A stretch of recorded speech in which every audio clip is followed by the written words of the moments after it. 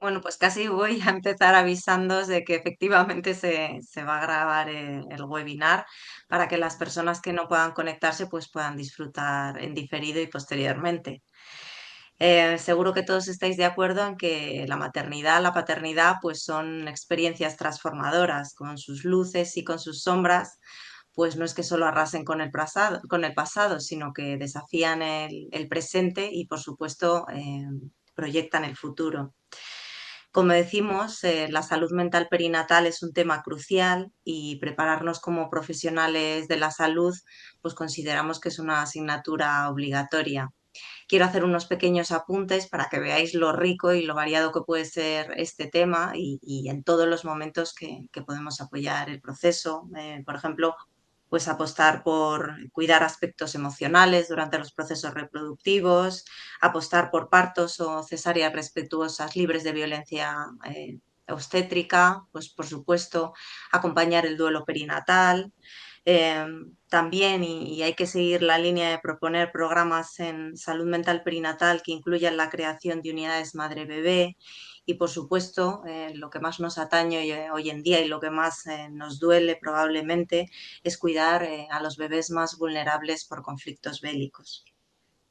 Bueno, pues eh, el grupo de compañeras que van a hablar a continuación, somos un poco el grupo que llevamos la salud mental perinatal en el Hospital Universitario Río Ortega, lideradas siempre con la mirada perinatal de nuestra jefa, de Diana Santa Marta, la que estamos muy agradecidas, la verdad. Buscando un poco favorecer la formación, pues como estamos hoy aquí y sin perder de vista pues, la humanidad que debe sostener este campo de la salud. Voy a aprovechar a hacer una pequeña cuña publicitaria porque las próximas jornadas, las terceras nacionales y segundas internacionales, van a ser en febrero en el hospital. Y bueno, me viene al caso también decir que el 21 de noviembre son nuestras jornadas, las de la asociación, que si podéis, Sara o Raúl, poner el link a lo mejor en el mensaje, pues ya están abiertas las inscripciones, ¿no? Que van a ser muy interesantes, ¿no? En relación al vínculo. Bueno, pues no quiero enrollarme mucho con la introducción, pero la verdad es que es un tema tan interesante que me enrollaría aquí a hablar. Quiero presentar en primer lugar a María Luisa López Lucas. María Luisa es psiquiatra de la UFAC en el Río Ortega, de la Unidad Funcional Asertivo Comunitaria. La UFAC es una unidad muy intensiva, comunitaria, iba a decir muy delicada, ¿no? Muy delicada con el paciente, un poco por la continuidad del trato, ¿no? que se tiene con el paciente, que trabaja, como hemos dicho, de forma muy cercana y bueno, pues apuesta sobre todo por el trato con trastorno mental grave, preferentemente psicosis. Ella va a hacer una introducción tratando aspectos fundamentales que seguro que nos son de mucha utilidad. Más o menos no os he dicho, pero hablarán las ponentes alrededor de 20 minutos para que nos quede un final de media hora más o menos de debate. Así que cuando quieras, María Luisa.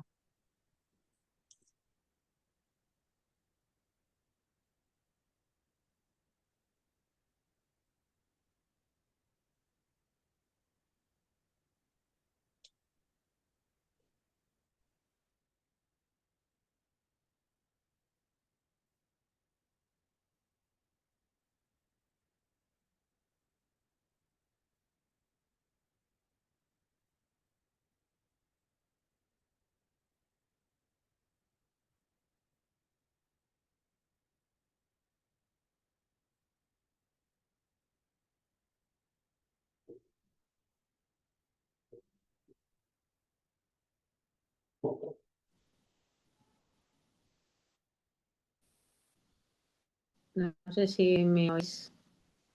¿Me oís ahora? Ahora ¿Hola? te oímos. Ahora te escuchamos. Perdón, porque es que me ha cortado y he tenido que colgar. Entonces no sé si tengo que empezar o no. Perdona. No sé si es posible que ahí tengas poca cobertura.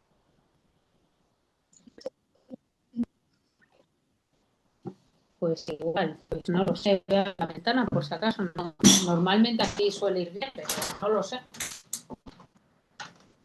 A ver ahora. ¿Me oís ahora?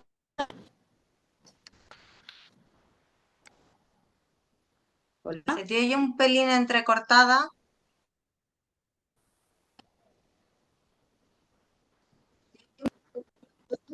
Uf. Pues aunque no sea muy ortodoxo, si me dejáis, me muevo. A ver si tengo más cobertura en Sí, otro sitio. muévete mejor. ¿Vale? Un momentillo, por favor.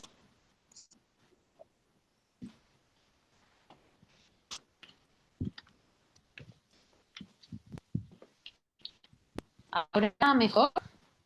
Por lo menos me oís mejor. Sí, ¿Eh? bien. ¿Sí? Vale. Sí. Si me oís mejor aquí, pues aunque se me vea peor, lo hago desde aquí. ¿Vale? Venga, listo. Vale, pues ya comparto la presentación y empezamos si queréis. A ver. No, antes de esto tengo que hacer otra cosa. Compartir pantalla.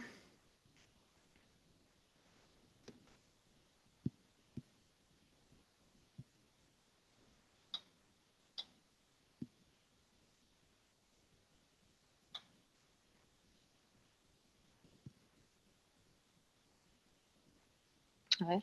¿Ya? ¿Me das el feedback, Chris, porfa? ¿Se ve? Ahora se ve, cuando quieras. Vale. Bueno, pues como os ha dicho Cristina, pertenecemos al grupo de trabajo del Río Ortega de Salud Mental Perinatal y un poco es esto la visión global que yo quería introducir para luego dejar pues que Amaya, Isabel y Mónica eh, os hablen de cosas más concretas, ¿no?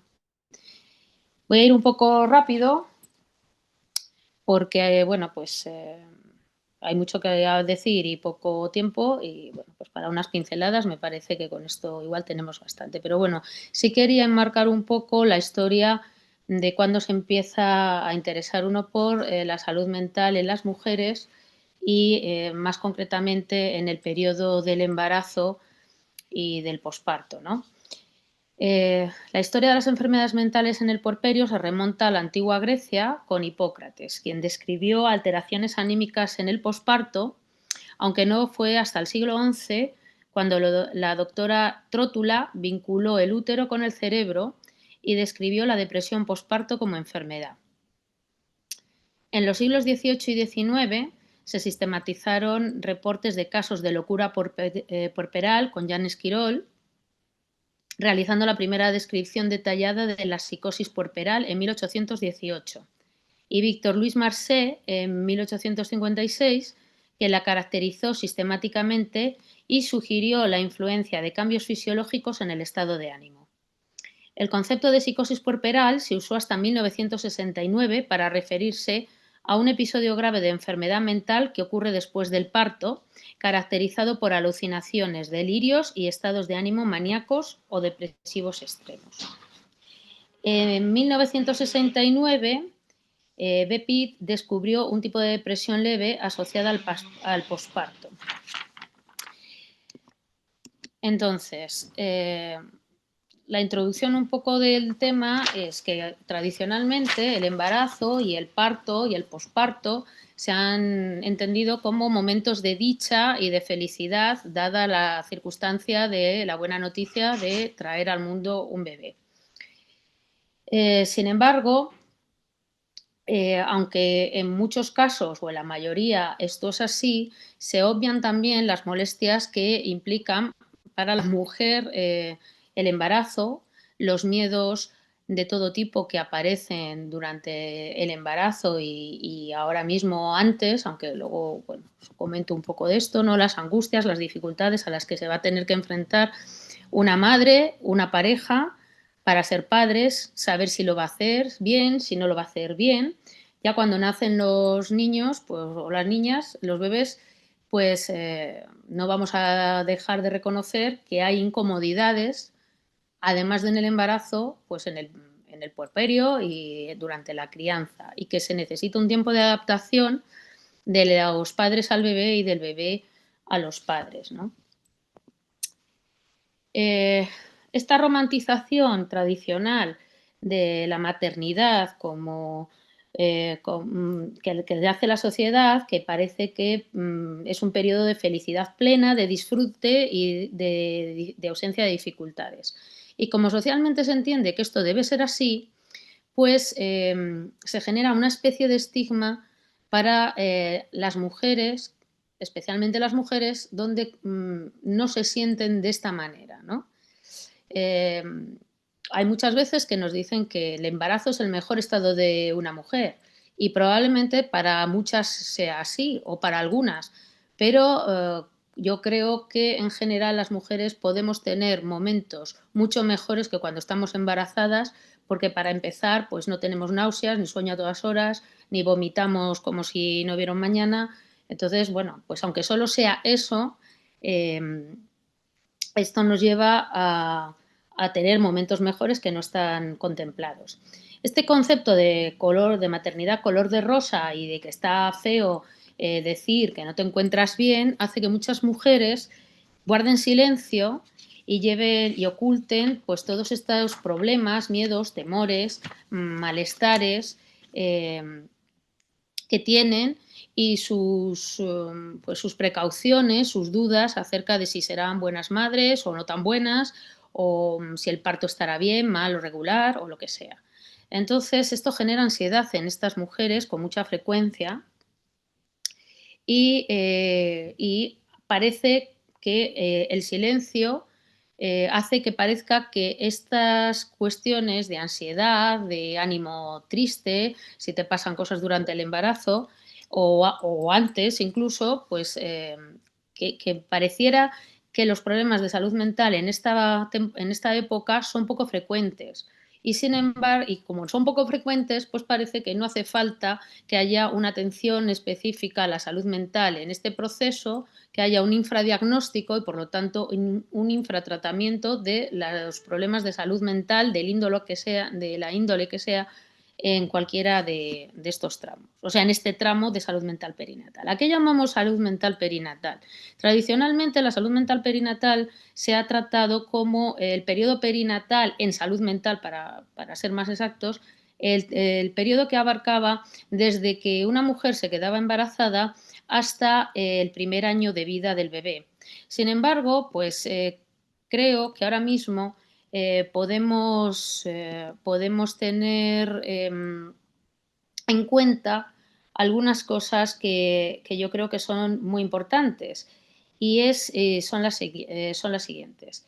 Em, que ahora mismo hay muchos problemas antes o en ocasiones antes de quedarse embarazada y yo creo que podríamos hacerlo extensivo y así lo reconocen en algunas de las sociedades de salud mental perinatal al momento en que los padres deciden tener un hijo. ¿Por qué? Porque los procesos de fertilidad, si una mujer o si una pareja no se queda embarazada, pues son procesos largos, traumáticos y que generan mucha ansiedad porque, bueno, pues si te quedas embarazado va todo fenomenal, pero si no lo consigues a la primera, pues entonces las cosas se van complicando, se generan angustias y se generan dificultades.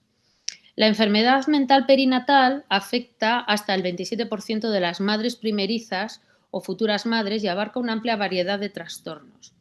Si estos trastornos no se tratan, los problemas de salud mental pueden tener efectos significativos y duraderos en la mujer, en el niño y en la familia en general.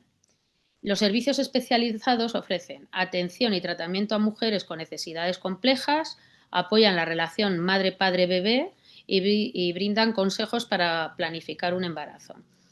Sí que quiero referirme a una cuestión y es que cuando hablo de madres y de padres me voy a referir a función materna y a función paterna y no a madres y padres con un género o con un sexo concreto, porque a día de hoy los modelos de familias son muy variados, pero bueno, en general se entiende que esta función de una familia tradicional la ejerce a alguna de las personas o tiene que ejercerla alguna de las personas del entorno del bebé y de los padres o las madres o lo que sea, ¿no?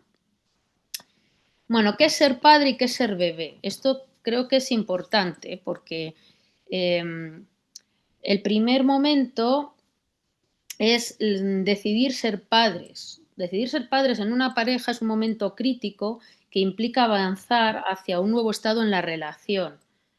La aparición de un tercero, aunque sea imaginario, implica una serie de cambios que afectan a la pareja.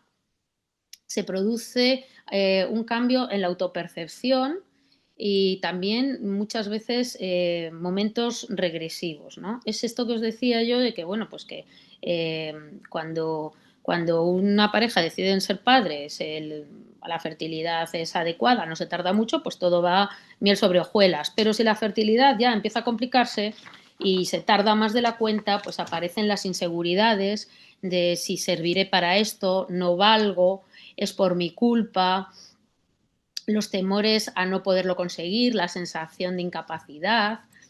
Esto no afecta solo a uno de los miembros, en general afecta a la pareja, muchas veces no se habla y es algo que empieza a flotar, así como un nubarrón de estos de los dibujos animados, ¿no? Que parece que te persiguen a todos los sitios donde vas, pues ahí llevas tu nube de no puedo concebir. Luego, por otro lado, el embarazo es un momento de fantasear al bebé que está por venir y de atribuirle cualidades que uno espera o desea, pero también a veces atribuirle características de las menos favorables de tu pareja o de la familia de tu pareja o de un familiar lejano tuyo o de tu familia más próxima y que parece que son menos amables. Además, aparecen miedos de seré capaz, seré una buena madre, seré un buen padre, me seguirán queriendo igual. Y luego el parto es un momento de temores anticipados y en algunos casos de realidades traumáticas cuando surgen complicaciones, incluso cuando hay pérdidas del bebé, bien a lo largo del embarazo, bien en el momento del parto, ¿no? O del periparto. Y esto también son situaciones traumáticas que dejan huella emocional profunda en las mujeres y en los padres en general. ¿Qué es ser bebé? Bueno, decía Winnicott que no hay tal cosa como un bebé sin una madre. Los bebés son seres que vienen al mundo, entre comillas, vírgenes. Entonces necesitan, son seres muy vulnerables que necesitan un sostén. Es esto que llamaba Houlding el sostén emocional y el sostén físico. A los bebés hay que cogerlos, a los bebés hay que sostenerlos, hay que aprender a manejarlos, hay que verlos, hay que mirarlos, hay que diferenciar el llanto, hay que acompasarse, hay que darlos de comer, hay que cambiarles el pañal, hay que hacer una respuesta empática y sonreír. En la medida en que esto lleva un proceso normal, o aceptablemente normal, es decir, en la medida en la que las madres somos suficientemente buenas, de 5 pelado, no madres perfectas, sino madres que están pendientes de sus bebés a pesar de sus fallos, pero que están para sus bebés y que los atienden, la salud mental irá aceptablemente bien. Esto es ser un bebé. Ser un bebé implica todas estas cuestiones. ¿Qué necesitan los padres y qué necesitan los bebés? De forma relacionada, Schrödinger y sus colaboradores realizaron entrevistas a madres en el posparto reciente y a sus parejas masculinas para comprender el tipo de apoyo que necesitan los nuevos padres. E identificaron estos 8 temas específicos en las madres posparto relacionados con las preocupaciones acerca de experimentar los cambios posparto, las necesidades emocionales, crear una unidad familiar, la autoestima, la dificultad para comunicar sus necesidades, la estancia posparto, el regreso a casa, el cuidar de su bebé. Dada la diversidad de las preocupaciones de las mujeres en el posparto, es probable que se requieran diferentes formas de apoyo social para garantizar que estas necesidades sean atendidas de manera adecuada. Porque ¿qué necesita el cuidador de los bebés? El cuidador de un bebé necesita amor, necesita aprender, necesita comprensión, no que alguien llegue y te diga lo mal que lo estás haciendo y que cómo puedes no estar tan feliz con lo rico que es tu bebé. Tu bebé será muy rico, pero si lleva toda la noche llorando y tú sin dormir y dando de mamar y ya no tienes tiempo ni para pegarte una ducha, pues igual no es lo mejor que alguien venga a señalarte que deberías estar en plenitud de facultades, ¿no? Necesita confianza para saber que va a ser capaz de cuidar a su bebé. Necesita estabilidad, que son, o sea, unas bases vitales estables ayudan a mantener un ritmo y a tener sensación de seguridad y de autoeficacia.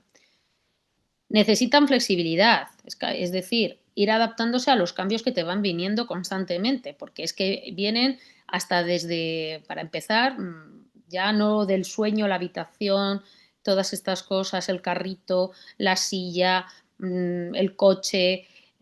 Bueno, esto es una cosa que es visualmente evidente, pero hay muchos más cambios, ¿no? Y hay cambios en la pareja, y hay cambios en el sueño, y hay cambios en lo que te apetece, y hay cambios en muchas cosas. Y se necesita una red de cuidados. De hecho, hay un dicho africano que dice que se necesita de una tribu para cuidar de un bebé. Y esto es así. Y bueno, pues señalo esto también porque últimamente está muy de moda esto de que los bebés son para las madres y sus padres en exclusiva. Y yo abogo por todo lo contrario. Está muy bien tener un espacio para adaptarse, conocer al bebé y es muy necesario. Pero es necesaria, tan igualmente necesaria, la ayuda. La ayuda desde un respeto, no desde una imposición de yo sé lo que es cuidar a bebés y tú no. ¿Qué necesitan los bebés? Los bebés necesitan amor, necesitan que les den de comer, que los bañen, que los entiendan, que si lloran, pues haga alguien que les haga caso, que los cuide de forma continuada, que jueguen, que les enseñen un poco a regularse emocionalmente, si las cosas son para tanto o no, para reír, para llorar, y necesitan dormir. Esto es básicamente, a grandes rasgos, lo que podrían necesitar los padres y los bebés. Os voy a hablar ahora un poco de la frecuencia de los problemas de salud mental perinatal. El embarazo, el parto y la primera crianza pueden ser estresantes porque cambian la identidad de la mujer, su salud física y su situación económica. Entre el 10 y el 20% de las mujeres embarazadas pueden experimentar algún trastorno de salud mental, siendo el más común la depresión. La ansiedad y la depresión perinatales son comunes en una frecuencia o en una proporción de una de cada 10 mujeres en los países de ingresos altos y uno de cada 5 en los de ingresos medios y bajos. Se estima también que la tasa basal de trastorno por estrés postraumático tras el parto es de aproximadamente un 3% de la población, pudiendo llegar hasta un 20% en las madres de grupos de riesgo. Esto indica la importancia del apoyo a la salud mental perinatal a nivel mundial porque, como vemos, es un problema global. Por otro lado, las mujeres que ya tienen problemas de salud mental pueden ver que sus síntomas empeoran durante esta época. Otros pueden experimentar, por el contrario, el debut de los síntomas de una enfermedad mental en estos momentos de cambio. ¿Cuáles son los factores de riesgo que podemos encontrar? Algunas mujeres pueden tener mayor riesgo de mala salud mental durante su periodo perinatal debido a circunstancias externas o a otras condiciones de salud. Hay muchos factores de riesgo, pero bueno, la OMS reconoce esto, ¿no? Quedarte los embarazos adolescentes, la dificultad en el parto y en el momento del nacimiento, la pobreza, la discriminación del género, la nutrición, una mala alimentación, un ambiente educativo con bajas posibilidades, problemas de salud física, falta de soporte social, desastres naturales, que ha dicho lo de la guerra, lo ha nombrado Cristina en su presentación, por ejemplo, pues no es un desastre natural, pero bueno, no es natural, pero es un desastre. La violencia de género y otros conflictos, los embarazos no deseados, las dificultades de la fertilidad y el abuso de sustancias y o el uso de algunas otras, ¿no? Os diré que Tarimú y este grupo de Tarimú y sus colaboradores exploraron la prevalencia de los factores asociados a los trastornos mentales comunes en una parte del mundo que es la Etiopía rural, oriental. En esta región encontraron que el 37,5% de todas las mujeres embarazadas presentaban algún trastorno de salud mental. De manera importante, el consumo actual de sustancias, la nuliparidad y la edad gestacional con mayor probabilidad de aparición en el primer y en el tercer trimestre en comparación con el segundo, los antecedentes de aborto y la falta de atención prenatal se asociaron muy significativamente a trastornos mentales durante el embarazo.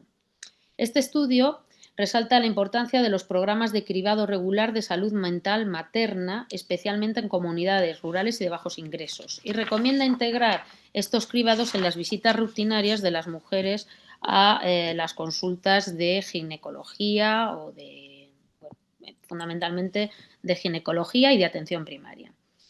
Por otro lado, Nakamura y sus colaboradores descubrieron en un estudio que existían altos niveles de evitación, en madres con altos niveles de evitación del daño, la probabilidad de sufrir una depresión posparto era mucho mayor si no existía un apoyo social o el apoyo social era muy bajo. Sin embargo, en mujeres con altos niveles de autoeficacia, la probabilidad de sufrir una depresión posparto era baja independientemente del apoyo social. Por lo tanto, ellos concluyen que las personas con evitación del daño se beneficiarían de un mayor apoyo social y que deberían hacerse screening, programas de concienciación familiar y grupos de apoyo social para dar soporte a estas mujeres. Los factores protectores, entre ellos que puede haber, pues desde luego es un apoyo social alto y bueno, que apoye y que no cuestione ni critique, el nivel educativo, las oportunidades económicas, ¿no? De generar ingresos, de tener unos ingresos, el haber tenido una experiencia adecuada y positiva del nacimiento y del embarazo y tener servicios de alta calidad, perdón, para atender a las mujeres a lo largo del embarazo. ¿Qué síntomas podemos encontrar? Bueno, los síntomas más comunes, como os he dicho, son los que os cuento ahora a continuación. En general, puede haber tristeza, llanto fácil, falta de placer, anergia, preocupación excesiva, dormir más o menos de lo habitual, cambios en el apetito, la falta de concentración, dificultad para decidir, culpa, desesperanza, pero también ideas suicidas, dolores físicos inespecíficos y recuerdos o sueños perturbadores. Hay algunos síntomas específicos de esta época que es el no poder dejar de preocuparse por el bebé o sentirse incapaz o sin voluntad de cuidarlo, obtener pensamientos negativos hacia él, que van más allá de pensar en un momento determinado donde ya no puedes más, lo mataría. Pero bueno, está bien. En los casos más graves puede haber alucinaciones y otros síntomas psicóticos. Distinguir las preocupaciones cotidianas de estas condiciones, que se pueden confundir con facilidad con los síntomas, puede ser difícil y es necesario preguntar de forma sistemática a la mujer de si tienen estos síntomas, investigar acerca de la gravedad y ver cuánto afectan a su vida cotidiana. ¿Qué consecuencias puede tener los problemas de salud mental durante la época perinatal? El empeoramiento de la salud mental de una mujer durante este periodo puede afectar su bienestar, al de su bebé y al de su familia, y se asocia con frecuencia con riesgos obstétricos elevados, como preeclampsia, hemorragia, parto prematuro y muerte fetal. También puede traer otras consecuencias fatales como el suicidio o una menor, o una menor asistencia a citas prenatales y postnatales. También una reducción del autocuidado de las madres y de los bebés. una disminución de la autoestima y del bienestar general, perdona, así como Aprovecho una. para decirte, María Luisa, que vayas terminando cuando puedas. Termino ya. Dime 2 minutos. Sí, Nada, ¿no? nada, ya te has pasado de tiempo. Venga. Uy, pues perdóname porque no tengo el reloj. Como me he cambiado de sitio, pues no lo veo. Bueno, lo importante de esto es esto, una disminución del bienestar general. Esto es la parte que afecta a las madres, ¿no? Y una merma del cuidado que puede, o sea, puede disminuir el cuidado que la madre brinda al recién nacido por no estar disponible. ¿Qué problemas puede haber en los bebés? Pues bajo peso al nacer, riesgo de enfermedades físicas, problemas emocionales, dificultades de conducta, problemas de alimentación, problemas en el vínculo. Si queréis, tengo también esto documentado con estudios, ansiedad, depresión, TEA y esquizofrenia, que esto será una cosa controvertida, pero bueno, está asociado, parece que hay estudios en ratas con las interleuquinas y la comunicación social de las ratas. Y de ahí vienen los estudios. Las reflexiones finales con las que yo quiero terminar son las siguientes. Y es que, aunque los problemas de salud mental son comunes en esta temporada y en las mujeres, muchas no reciben la atención necesaria. Entre otras razones, porque no hay especialistas en salud mental que estén preparados para atender y para estar pendientes en esta época, y porque hay poca formación en salud mental en otros proveedores sanitarios. Cuando los servicios materno-infantiles identifican síntomas y aplican intervenciones, se ha visto que todo va mejor. Y el cribado rutinario y el apoyo psicosocial general adecuados para todas las mujeres en el periodo perinatal, con tratamientos intensivos y especializados, podría mejorar mucho la calidad de vida de estas mujeres y de sus bebés y prevenir de manera primaria y a veces secundaria problemas de salud mental en épocas más adelante. Y perdonadme porque ya os digo que no tenía el reloj. Discúlpame, Cristina. Muchas gracias, María Luisa. Bueno, en segundo lugar quiero presentar a Maya Izquierdo. Ella es psicóloga clínica del Centro de Salud Mental Infanto Juvenil del Río Ortega. Va a aterrizar directamente en la clínica, a hablarnos de las formas de malestar en este momento de la vida. Así que cuando quieras, Amaya.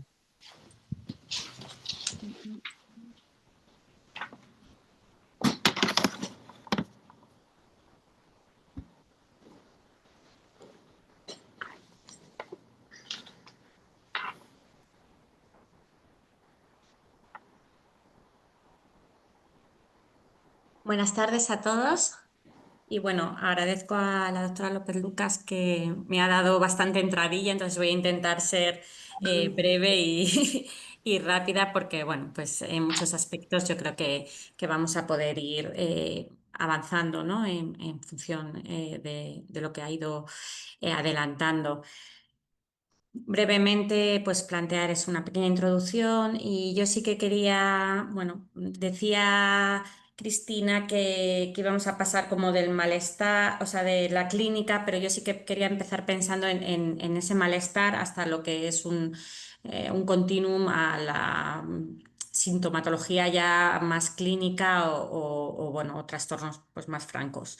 Y luego pues algunas formas de representación de manera pues quizás eh, bueno, pues no siempre solo desde la fenomenología en la psicopatología.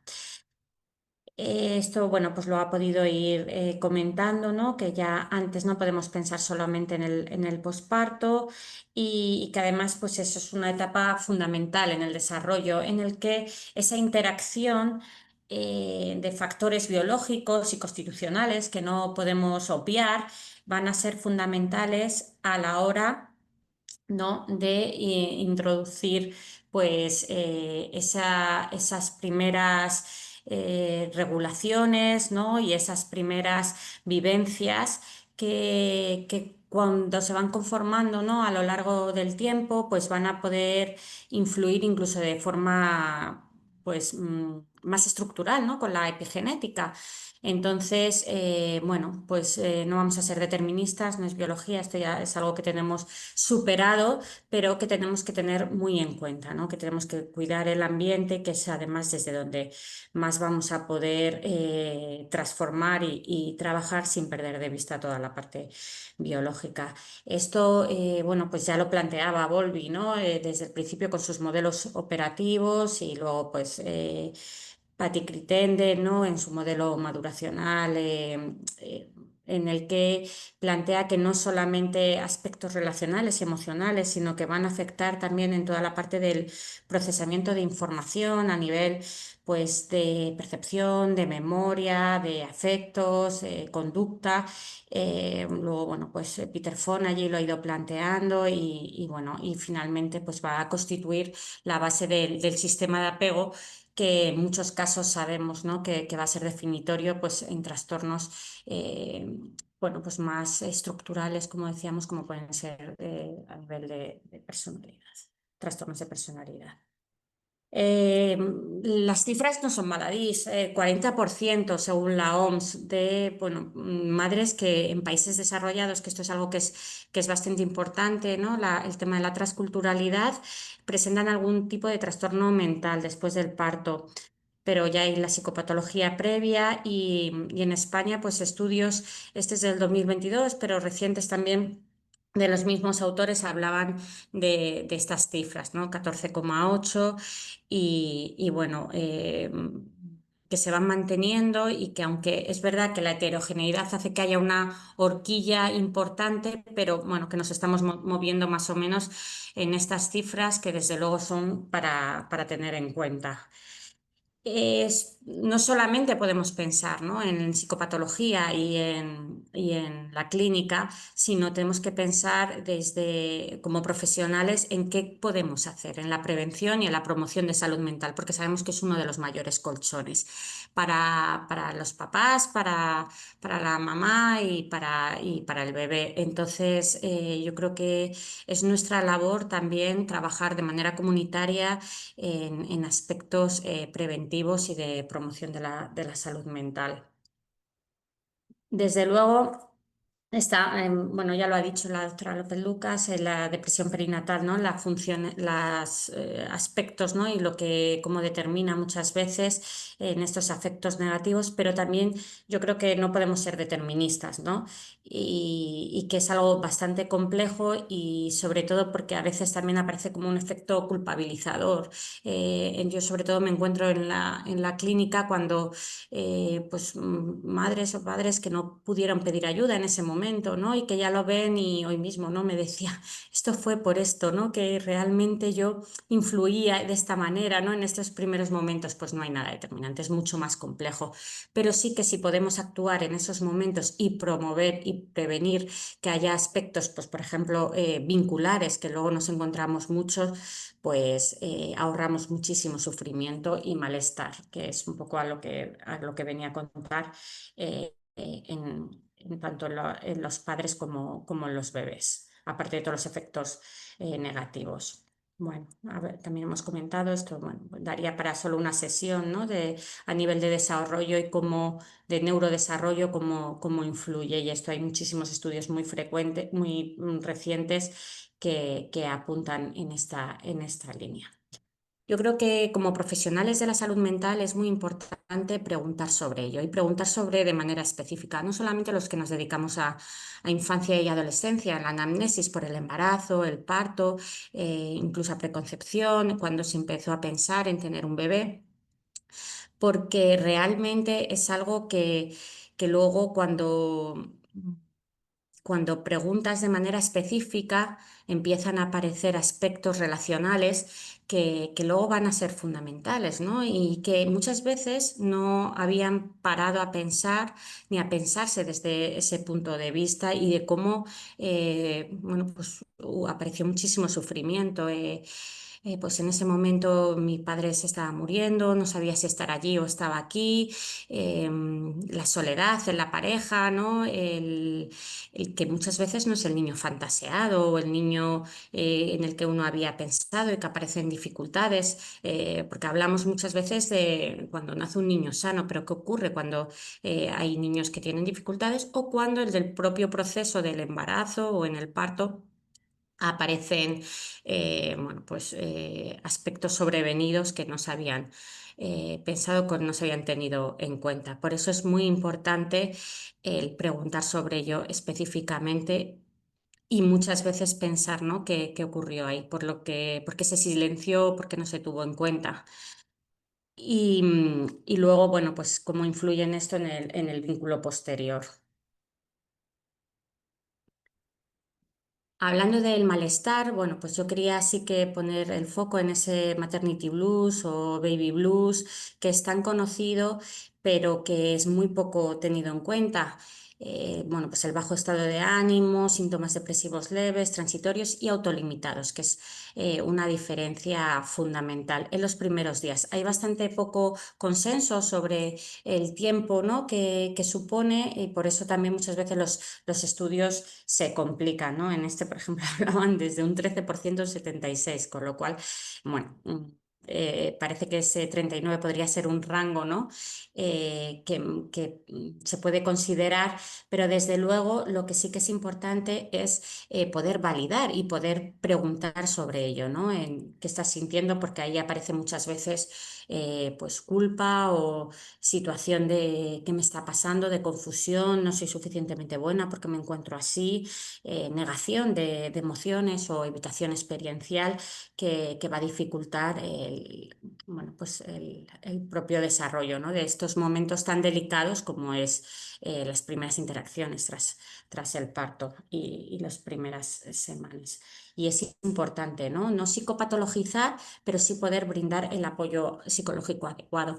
Y yo creo que además esto con una adecuada concienciación y sensibilización es importante tenerlo en cuenta desde el punto de vista pues, de la familia, de la pareja, de bueno, pues, el efecto, ¿no? que sabemos de colchón o de contenedor emocional, ¿no? Ese caldero emocional que supone muchas veces pues, una madre o una tía, alguien, ¿no? que pueda ayudar en esas primeras habilidades de maternaje o apoyar, incluso muchas veces con aspectos logísticos, ¿no? y que favorecen el descanso, pero por lo menos el que se pueda ser visto, ¿no? Esa sensibilidad y esa concienciación, yo diría en estos primeros aspectos desde un punto de vista más comunitario, pues eso, pareja, familia, y luego ir pasando pues ya matrona, médico de familia, a aspectos más sanitarios.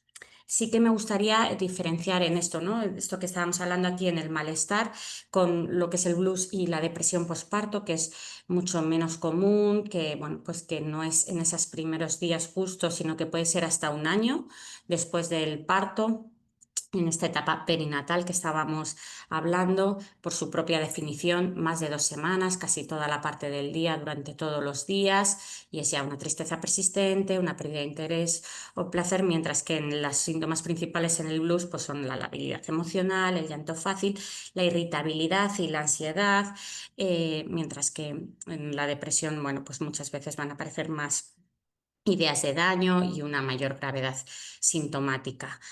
El tratamiento en la depresión es necesario que sea profesional, sin embargo, como decía, pues en el blues es mucho más, bueno, pues a nivel de apoyo comunitario o, bueno, especializado, pues desde el punto de vista pues de la matrona o de su centro de salud, y el pronóstico, desde luego, es mucho más favorable en el blues.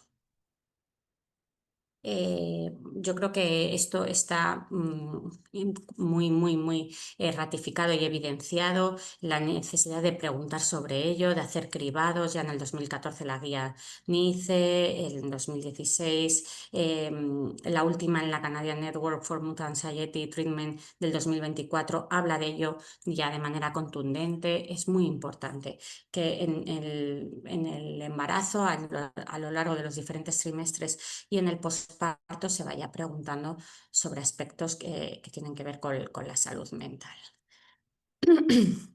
De esto hemos ido hablando, ¿no? Y de cómo, que como decimos, ¿no? Y de cómo afecta en el desarrollo y en el neurodesarrollo del bebé.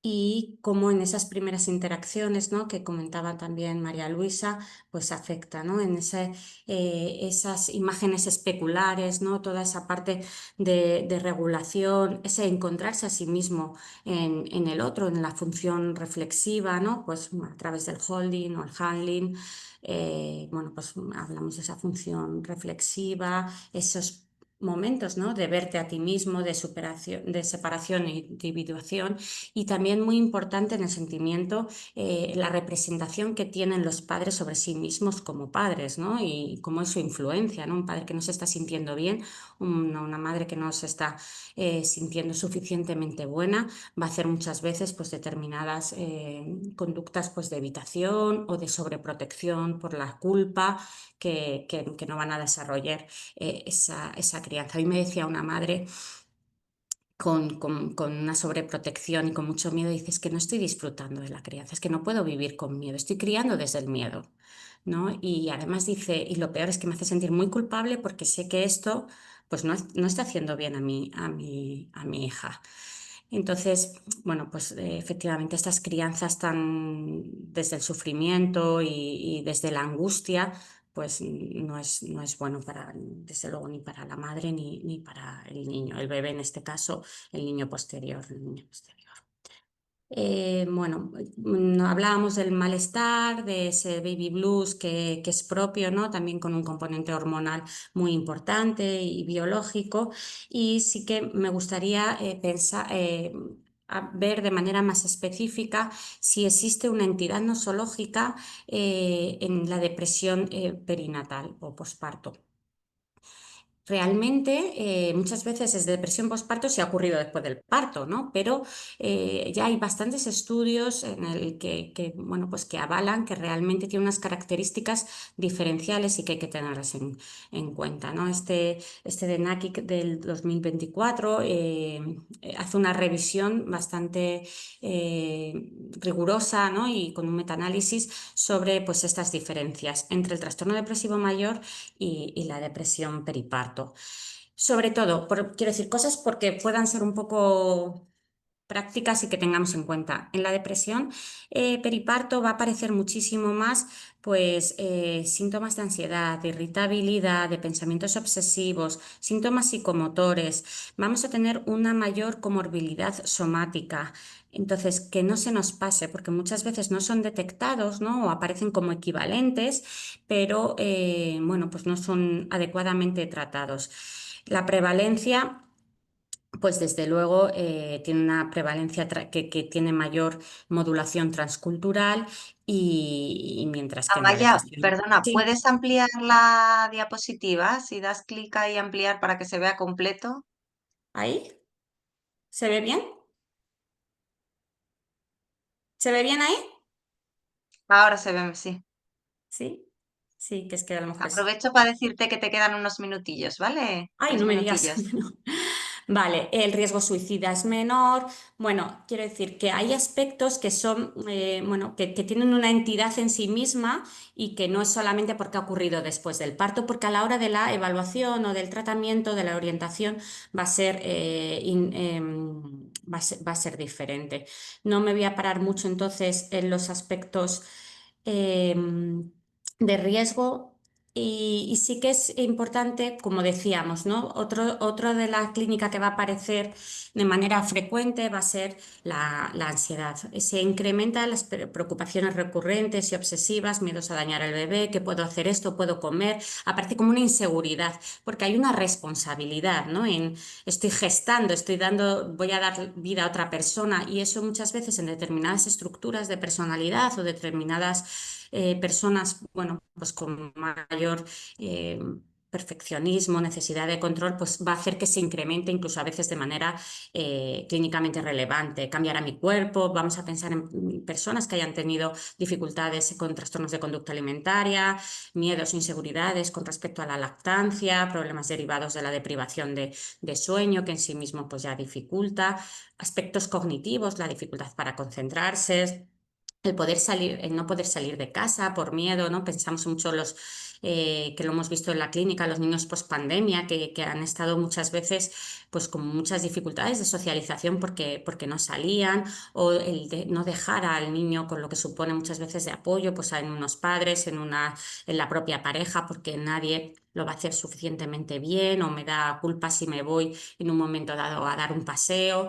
Y a veces esta ansiedad va a tener un elevado cortejo fisiológico que va a dificultar bueno, pues el poder tener pues una buena regulación y poder hacer esa danza regulatoria con el bebé que va a ser tan necesaria en esa contención o en esa bueno, capacidad de sostén tan importante, ¿no? Y esto pues puede traer dificultades en el vínculo. El TOC se ven incrementado muchas veces estos pensamientos en relación a la contaminación, al temor al dañar al bebé. Aparece mucha culpa y muchas veces la evitación. Pensar todo el tiempo, ¿no? Lo que supone esto en el coger, en el sostener, en esas primeras interacciones, en esas primeras representaciones especulares, ¿no? Tan necesarias para para la creación de la intersubjetividad, ¿no? Es encontrarse a sí mismo en el otro que va a hacer que se vaya gestando todo esto. Yo recuerdo de residente una paciente que con TOC, con un TOC tan grave que vimos esas dificultades en el desarrollo. Y a mí una de las cuestiones que más me impactó es la desnaturalización, que el bebé lloraba, que el bebé pues no era solo, y era como, qué asco, no puedo, que se vaya alejando, la irritabilidad tan brutal, ¿no? Y bueno, pues dramáticamente esta persona que íbamos a intervenir a su propia casa, porque bueno, pues era de una gravedad, pues finalmente cuando el niño empezó a mostrar síntomas de regresión a nivel de desarrollo y déficit a nivel sociocomunicativo, pese a que teníamos todos los apoyos, era el bebé de la guardería, bueno, pues hubo que hacer una retirada y, y la persona pues finalmente se le institucionalizó porque realmente era de una situación en la que hubo bueno, un desequilibrio de toda la clínica, pues bueno, se agudizó de una manera que corría riesgo el bebé y la propia persona. Pensamos también en el TEP, en esto sí que hay muchos estudios en los que hay que plantear las personas en las que muchas veces se va a reactivar la clínica traumática cuando han tenido abusos en la infancia, situaciones traumáticas en la infancia, cuando no ha habido habilidades de parentalidad, cuando no han podido, ¿no? Esto cuando hacemos muchas veces las narrativas transgeneracionales se ve muy bien, ¿no? Para poder entender por qué esos bloqueos en el momento del nacimiento de nuestros propios bebés. Pero también hay procesos que se generan o que se reactivan en el propio proceso de la gestación o del parto, ¿no? Hablábamos de la violencia obstétrica, ¿no? Entonces, que muchas veces producen, ¿no? O situaciones pues, adversas o duelos perinatales que van a generar trastornos por estrés postraumático en la etapa perinatal. Por supuesto, no me he querido meter porque quería eso, ¿no? Sobre todo pensar en el malestar, en si hay una entidad a nivel psicopatológica, pero pensamos toda la clínica psicótica y que es bueno, pues de muchísima gravedad o aspectos que tienen que ver más con ideaciones suicidas o que desde luego, bueno, pues por tiempo, por limitación en el tiempo no he podido abordar, pero no quiero olvidarme de ello. La comorbilidad es muy alta, es decir, que tengamos en cuenta que hablamos mucho de la depresión, pero realmente son más síntomas y subclínica ansioso-depresiva de diferente intensidad y gravedad.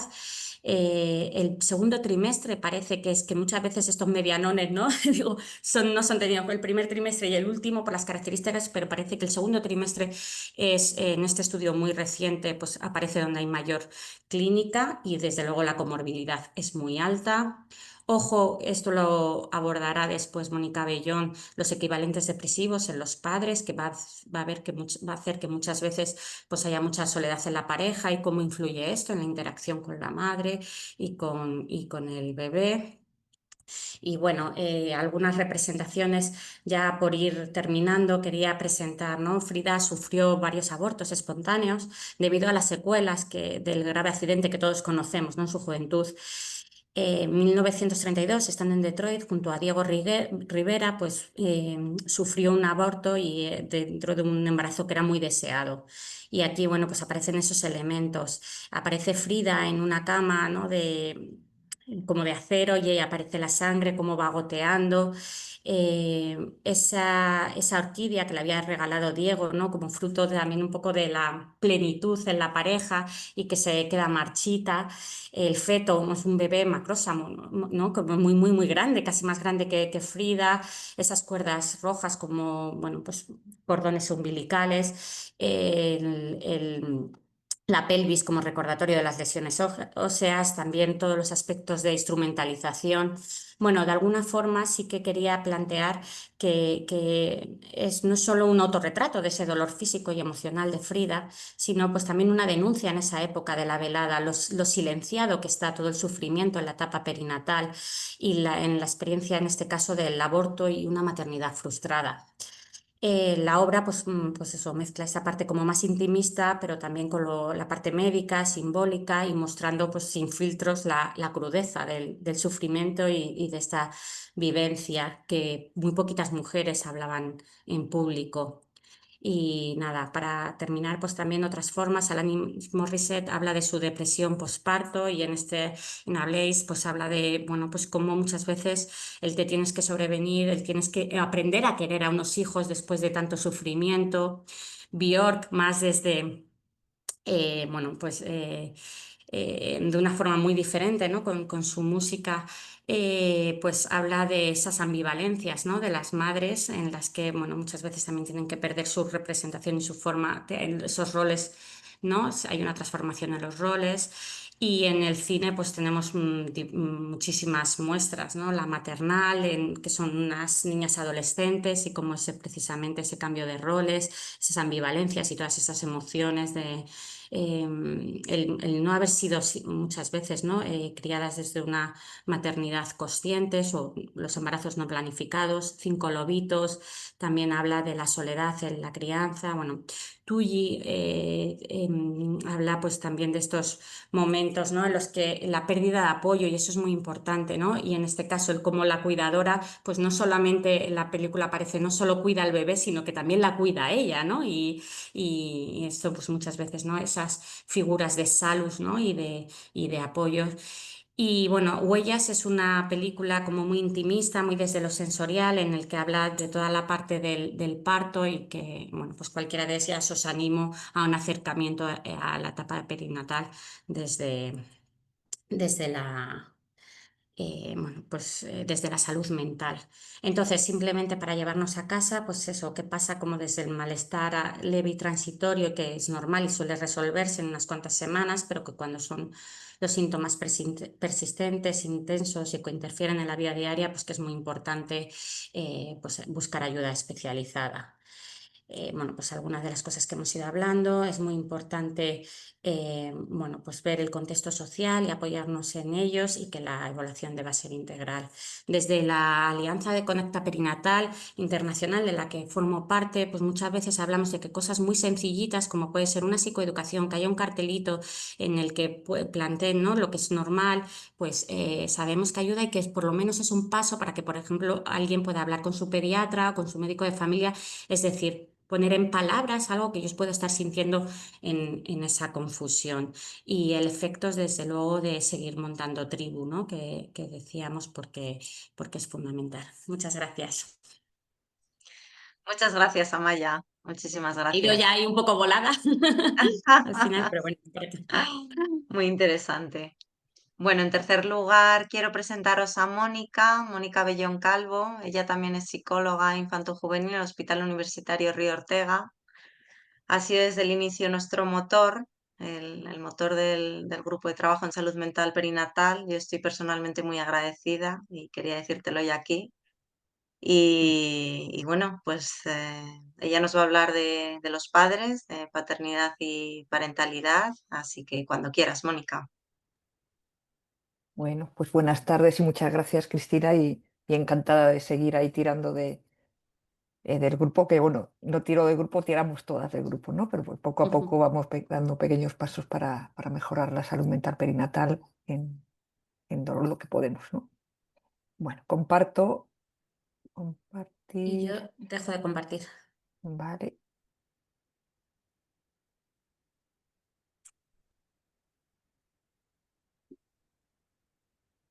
¿Se ve bien? Sí. A lo mejor pasa como antes con Amaya, que no estaba, no sé, Raúl, no sé si ves tú que está completo la presentación o queda más pequeña como anteriormente. Ve completa. Sí, ¿Está completa? Vale.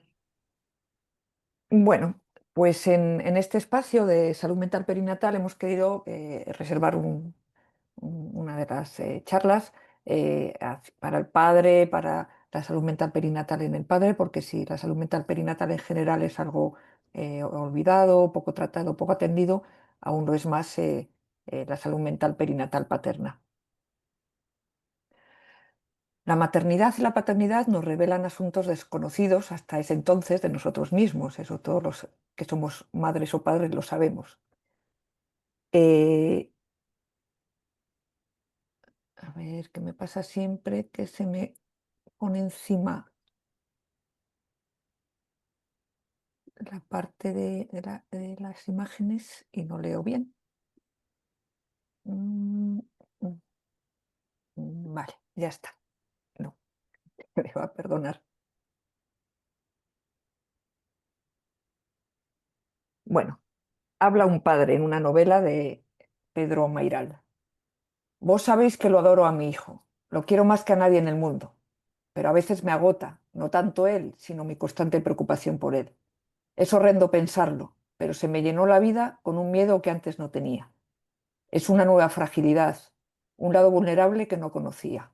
Nadie te advierte de lo duro que es renunciar a vos mismo a cada rato, postergarte.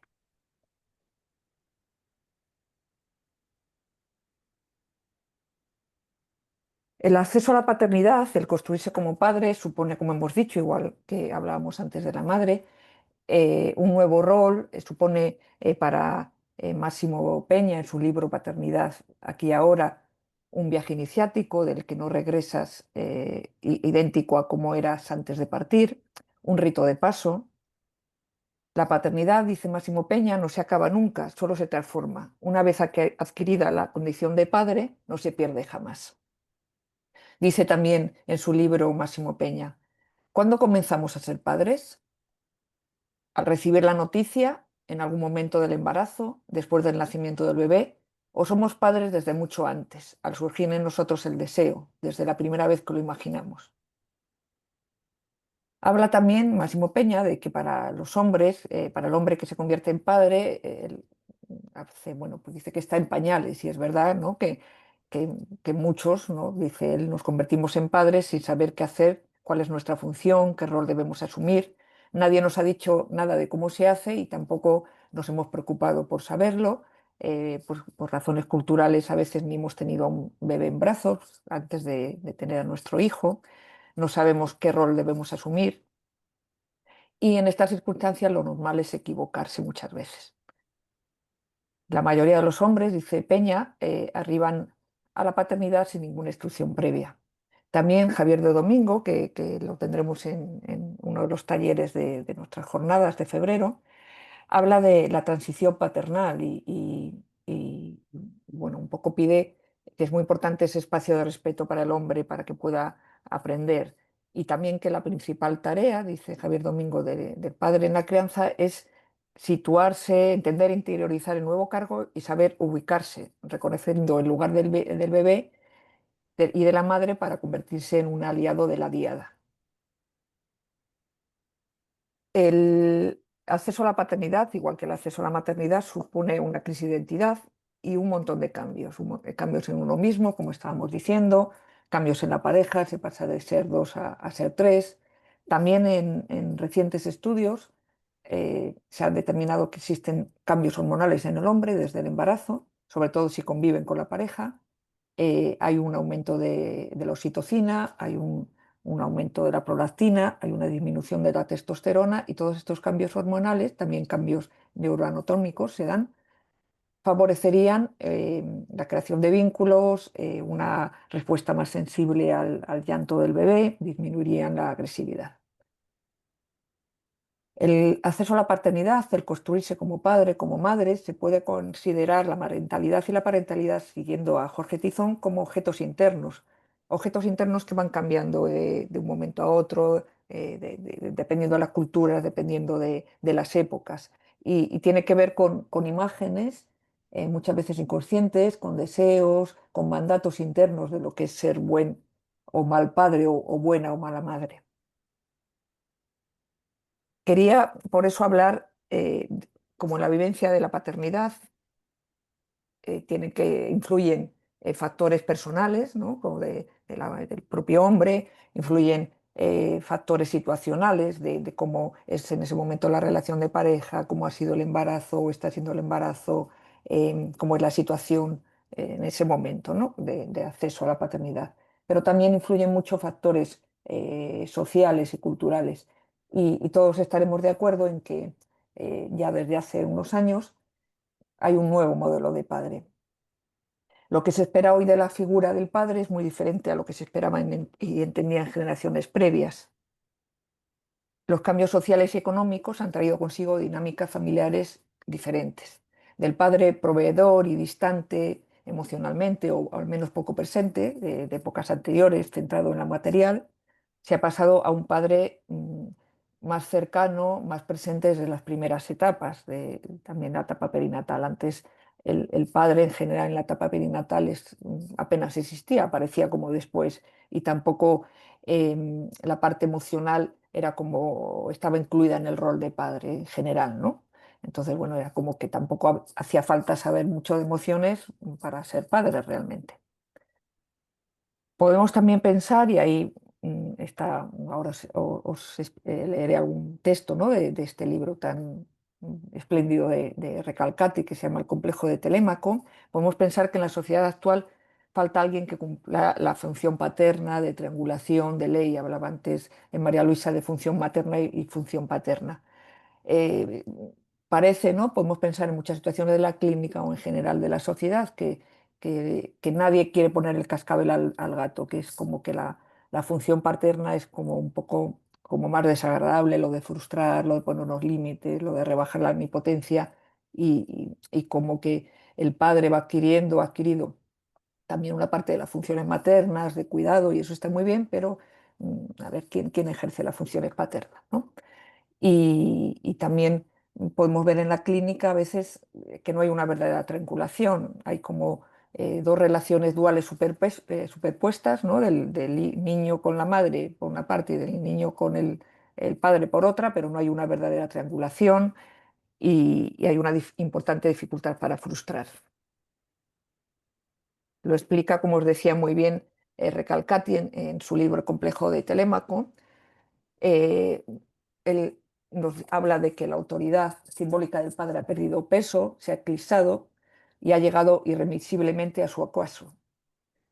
Utiliza la metáfora del complejo de Telémaco, un poco haciendo paralelismo con el complejo de Edipo, para hablar de cómo las nuevas generaciones observan el mar aguardando a que algo del padre regrese.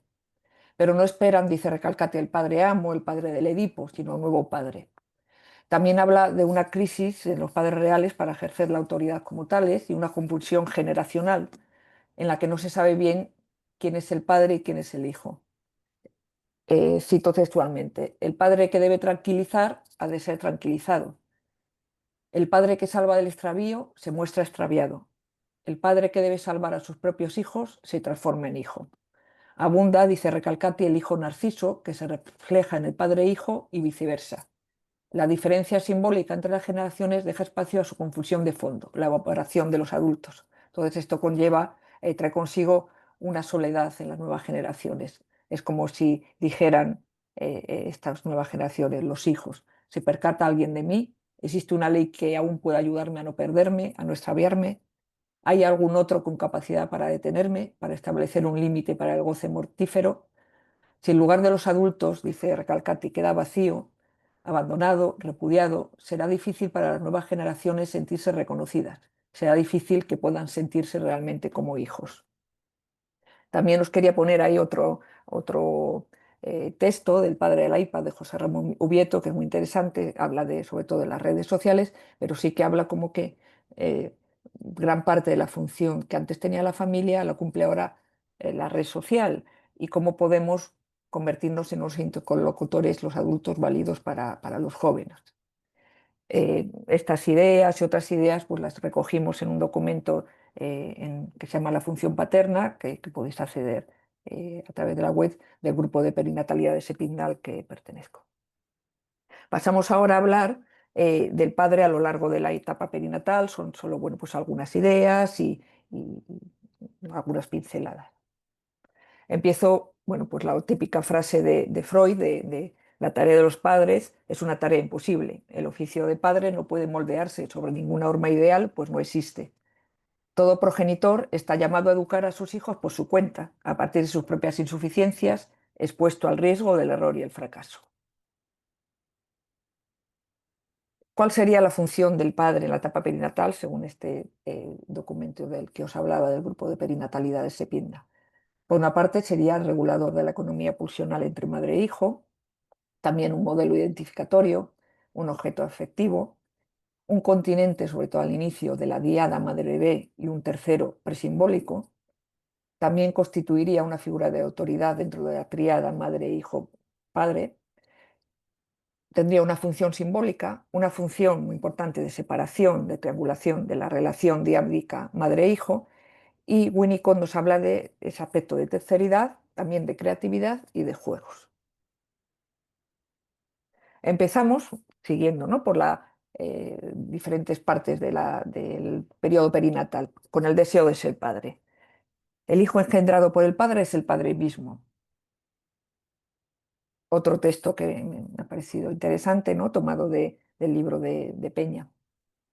Eres un hombre al que sea lícito desear un hijo, eres el victorioso, dominador de ti mismo, dueño de tus sentidos, el señor de tus virtudes, o hablan en tu deseo la voz de la bestia y la necesidad, o la soledad, o el descontento de ti mismo, ¿no?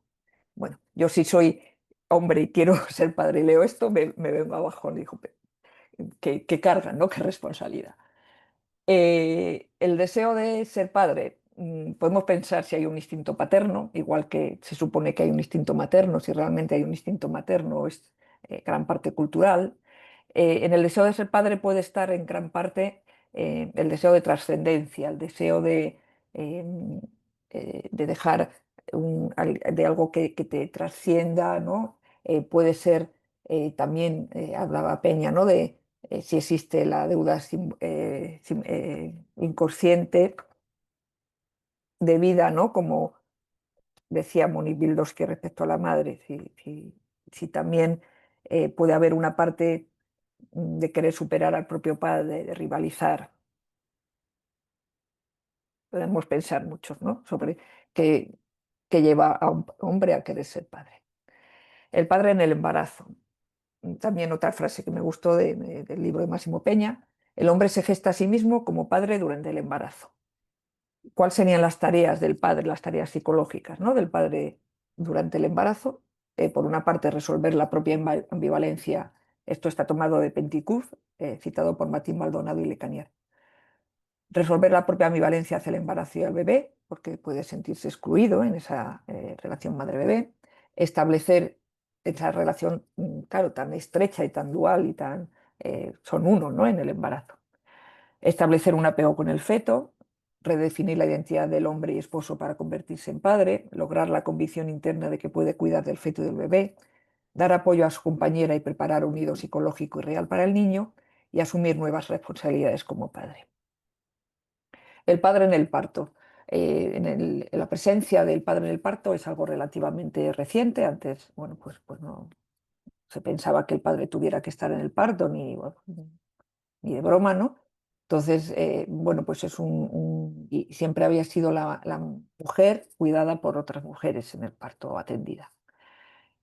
¿Qué puede sentir un hombre durante el parto de su pareja? Pues incomodidad, pues temer sentirse inadecuado, o temer no responder a cómo se espera de ellos, porque claro, realmente no está muy claro cuál es el rol del padre en el parto, ¿no? Y qué tengo que hacer. un coach, un testigo, un compañero de equipo, no se sabe muy bien, ¿no? No es un paciente, tampoco un visitante. También pueden temer mostrarse vulnerables y no dar esa talla de hombres de fortaleza, ¿no? Pueden sentir inquietud por la salud de la mamá y del bebé y tener miedo a una intervención de alto riesgo, sobre todo si hay algo, bueno, pues se complican las cosas, ¿no? También pueden sentir ansiedad por ver sufrir a la pareja, tener un sentimiento de impotencia, de no poder hacer nada ante una situación que se les escapa. El padre en el posparto. Cito esta frase tan bonita de Winnicott: no basta con que un niño nazca, hay que traerlo al mundo. Ya ha hablado María Luisa de todo, la dificultad de los primeros momentos, los primeros meses, de toda situación de estrés, de proceso de adaptación mutua del bebé con el papá y con la mamá. Puede haber ambivalencia, dudas sobre la propia capacidad, inseguridad, sentimiento de exclusión, rivalidad con el bebé y o con la mamá. Solo de forma muy breve, os quería citar o hablar de dos libros. Uno es el libro de Manual de Psicoterapia Centrada en la Parentalidad, porque me parece muy, muy interesante para trabajar los conflictos de parentalidad que tienen que ver, que muchas veces están en la base de los problemas emocionales en la etapa perinatal, tanto de los padres como de las madres, ¿no? Y tiene mucho que ver con las representaciones maternas también de las que ha hablado Amaya. También en el hombre hay unas representaciones paternas, hay como una imagen de sí mismo como padre, una imagen del bebé, una imagen del vínculo entre ellos, y todas estas representaciones en gran parte tienen su origen en las vivencias del padre con sus propias figuras de apego. Hay esos tres tipos de conflictos de parentalidad y en cada uno de ellos se recrea un tipo de relación. En el conflicto neurótico, un tipo de relación perfecta, ideal, de padre perfecto, hijo perfecto, relación perfecta. En el depresivo masoquista se proyecta en el hijo una parte omnipotente, tiránica, y el padre se somete a esa tiranía y a esa omnipotencia del hijo. Y en el narcisista disociado habría una proyección en el niño muy persecutoria, que también lo han hablado las compañeras, ¿no? Cuando tienes una vivencia muy persecutoria de tu hijo porque proyectas una imagen muy negativa en él. Y en los tres casos, aparte en el estado de ánimo, va a influir las funciones paternas, ¿no? En la primera, sobre todo en el conflicto neurótico, no se podría establecer una adecuada frustración, unos límites adecuados. En el depresivo masoquista, simplificando mucho, ¿no? No habría una triangulación y la relación también sería muy dual. Y en el narcisista disociado hay un riesgo importante de que aparezcan reacciones agresivas, de maltrato, de negligencia, de abandono. Entonces paso a hablaros de este otro libro de Carlos Pitilla, que habla de cómo el trauma relacional a la adversidad en la infancia influye en la paternidad y en la maternidad. Y puede generar, en este caso en el hombre, unas reacciones de agresivas, de rechazo hacia el hijo, ¿no? Al tomar conciencia al tomar contacto con su propia vulnerabilidad, con la vulnerabilidad del bebé, puede darse unas situaciones muy, muy complicadas.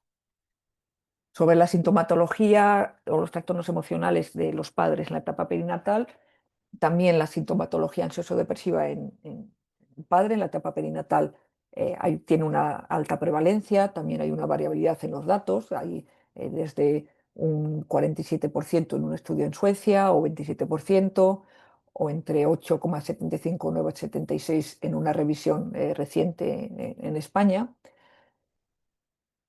Y la ansiedad también un 17,4%. En los estudios se ve que la prevalencia es mayor al año del bebé. También, como hemos dicho, es importante detectar estos problemas emocionales en el padre. Y la diferencia, o una de las importantes diferencias que también ha citado Amaya, es la forma de manifestarse la depresión, la ansiedad en el padre en la etapa perinatal. En general también en el hombre, creo, ¿no? Más a veces a través de equivalentes depresivos, síntomas externalizantes, abuso de sustancias, adicción al juego, reacciones de huida o evitativas, irritabilidad, impulsividad, también bajo ánimo o apatía. Hay factores de riesgo que tienen que ver con las vivencias previas del modelo positivo, ausencia de un modelo positivo de paternidad al que imitar. o carencia de red, apoyo familiar y social, insatisfacción marital, sensación de exclusión. También la depresión postparto en la mujer hace que sea más frecuente que también la padezca el hombre. Y también algunos rasgos psicológicos como perfeccionismo, neuroticismo, narcisismo. Forma de detectar la depresión o ansiedad en el padre. La más utilizada, la escala más utilizada es la misma que para la mujer, la escala de depresión postparto de Edimburgo, que aunque se llame de postparto también luego empezó a utilizarse en el embarazo. Lo que se suele hacer es que el punto de corte es menor en el caso de los hombres, que sería de 10 en muchos estudios. Es una escala de 10 ítems en las que con diferentes manifestaciones depresivas o de ansiedad.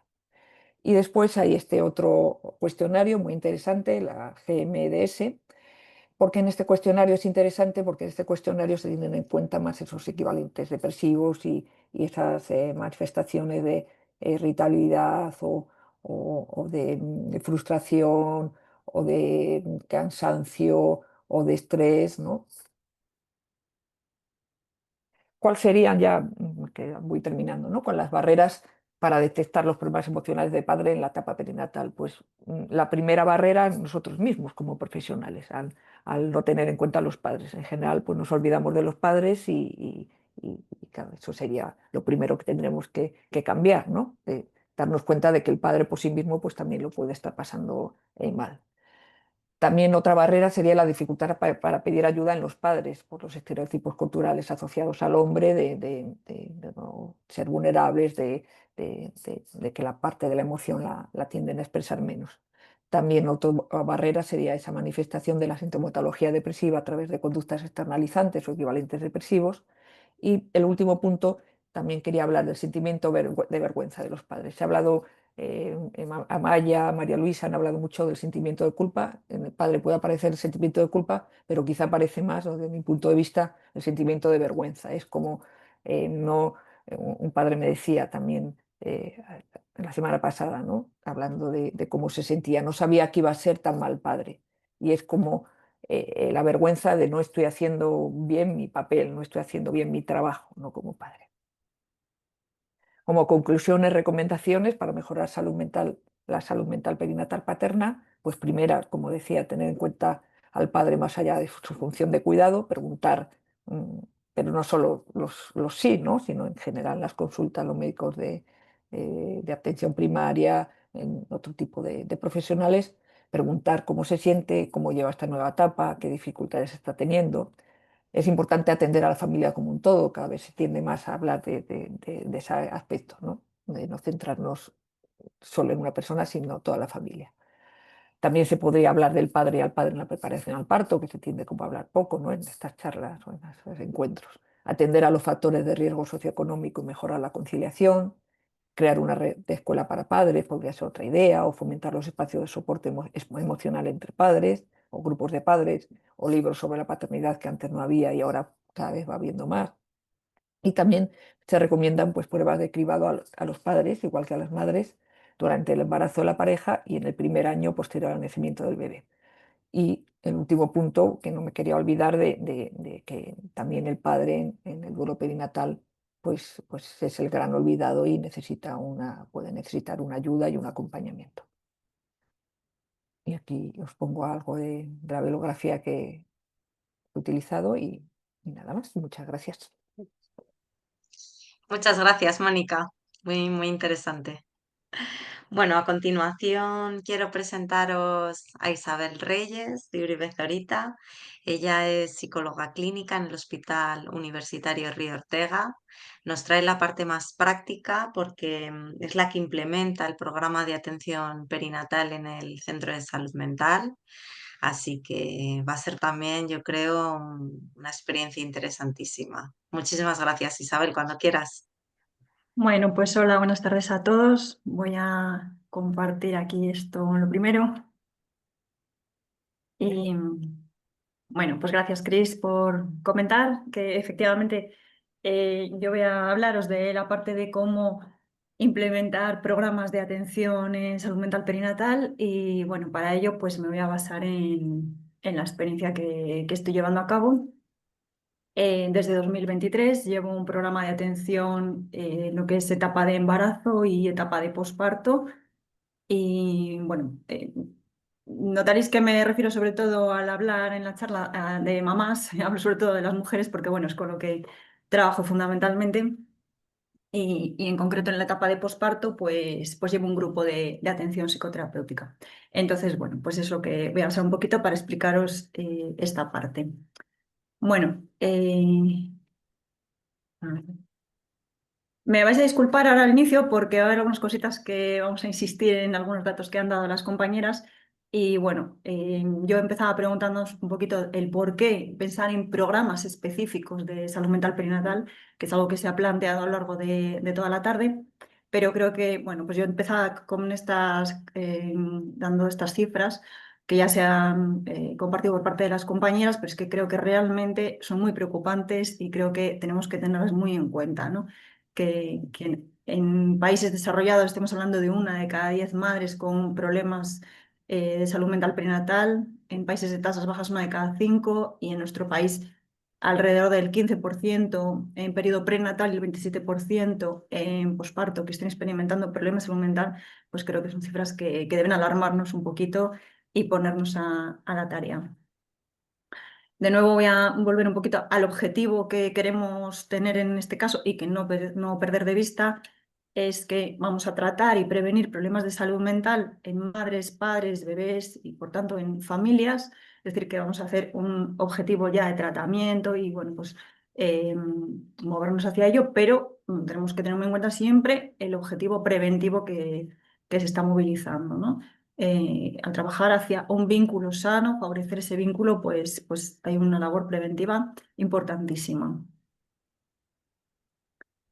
Entonces, bueno, ¿cómo vamos a hacer esta labor? Pues ya se ha comentado también acerca de las guías y de las principales recomendaciones que tenemos de referencia desde la OMS, que ya nos lleva indicando el cómo hacer estas indicaciones, ¿no? De cómo llevar a cabo a la práctica, tanto una experiencia positiva de embarazo, de parto y de posparto, ya desde hace unos cuantos años que lleva implementando estas indicaciones, desde la guía NICE también que se ha comentado.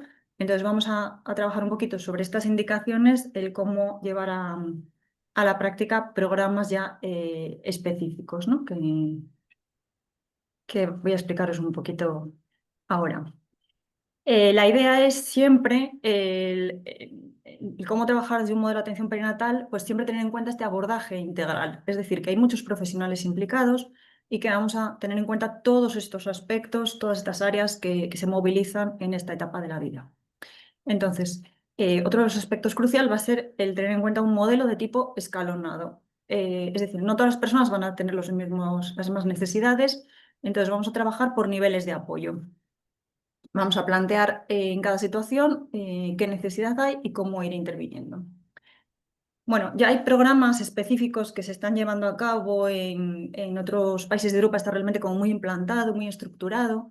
Entonces, hay como ya objetivos más específicos en todos los niveles. Y yo voy aquí a hacer un poquito un marco más general.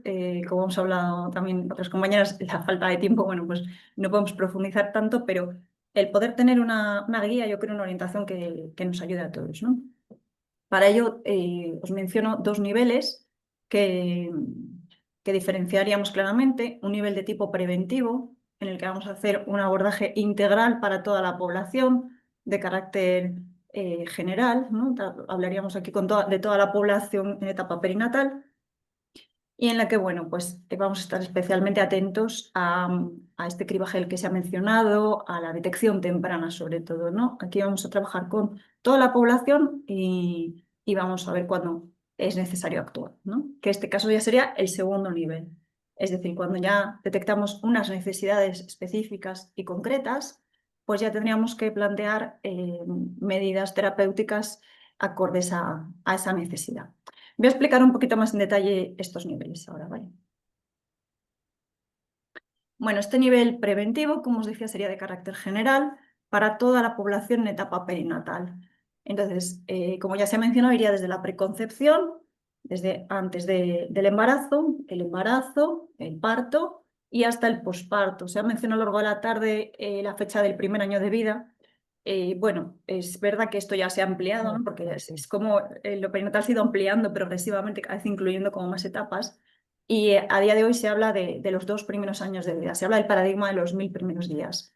Es un periodo crítico en la vida del bebé, en el que bueno, pues tenemos ahí mucho por hacer y mucho por trabajar, mucha labor, en la que bueno, pues vamos a ver con todas las partes implicadas cómo mover esto de forma pues lo más sana y satisfactoria posible.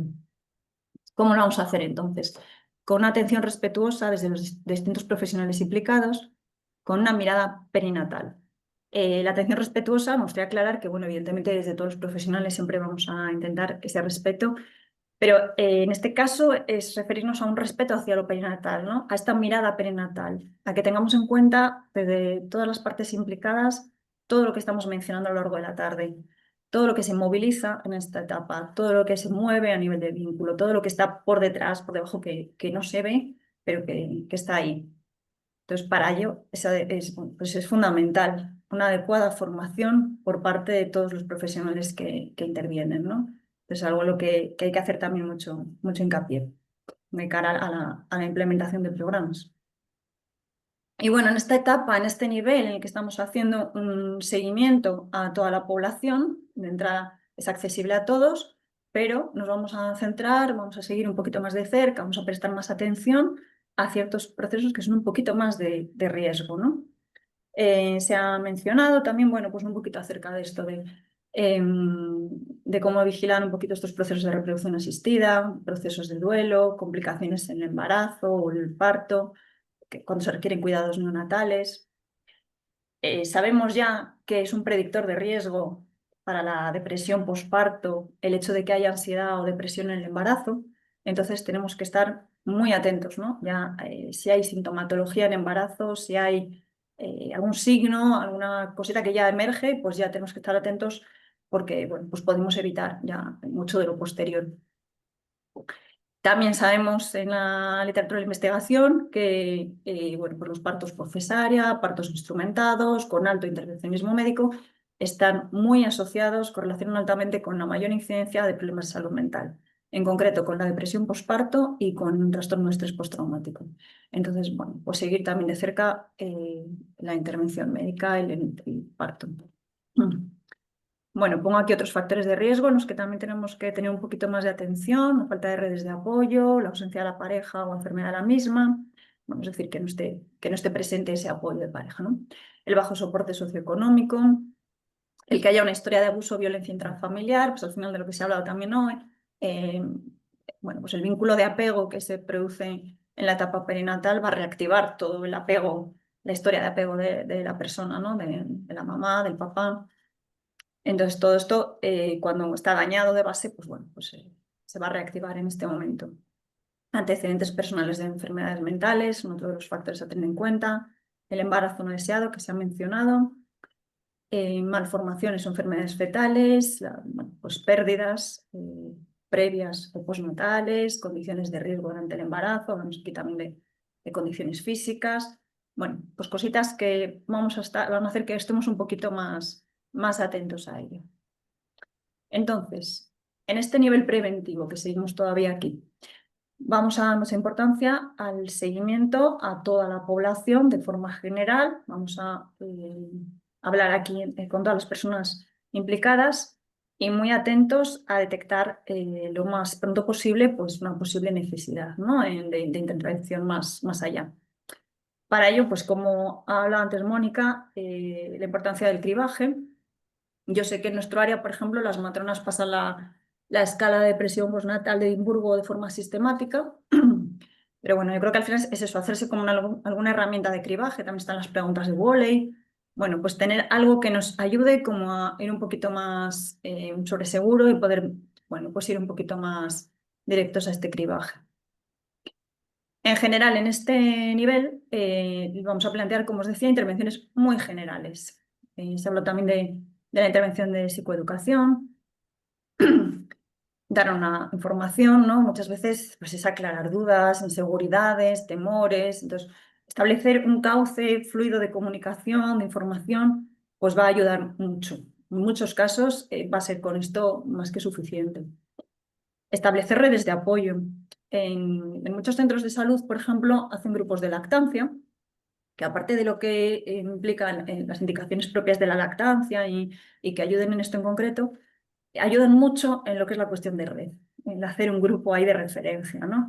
Estar en contacto con otras mamás con dificultades, que puedan hablar de ello, que puedan compartir ya otro tipo de experiencias o situaciones. Esto ayuda muchísimo, ayuda tremendamente. Entonces, bueno, hablaré un poquito más de ello más adelante. Se ha hablado también, ¿no?, de esta necesidad de la tribu, pero es que esto es clave en este periodo de la vida. Entonces, bueno, pues este tipo de estrategias que favorecen redes de apoyo y redes para todos, accesibles para todos, vaya, pues van a ser muy necesarias. Y en este nivel también pues hablaríamos de intervenciones del tipo de gestión del estrés, una técnica de respiración, mindfulness, pues cositas que nos pueden servir a todos y que pueden ser accesibles para todos y pueden aliviar mucho. Y bueno, en este nivel también, pues con todo lo mencionado, en definitiva, estamos ayudando a reducir este estigma que también mencionó María Luisa al inicio. Como decía, se sigue viviendo como una etapa muy idealizada, muy color de rosa, de felicidad, de plenitud, tanto el embarazo como el posparto. Y bueno, pues efectivamente, el dar una adecuada información, el hablar de ello, el visibilizar, el decir, mira, te voy a pasar esta escala porque es que muchas personas sufren esta etapa de la vida, de este tipo de problemas, nombrarlo, visibilizarlo, todo esto va a ayudar a reducir este estigma. Y esto ya es una intervención, aquí ya estamos interviniendo, estamos aliviando mucho. Como se habla mucho, es una etapa de mucha culpa. Entonces, reducir estigma y reducir culpa en este nivel va a ser súper útil.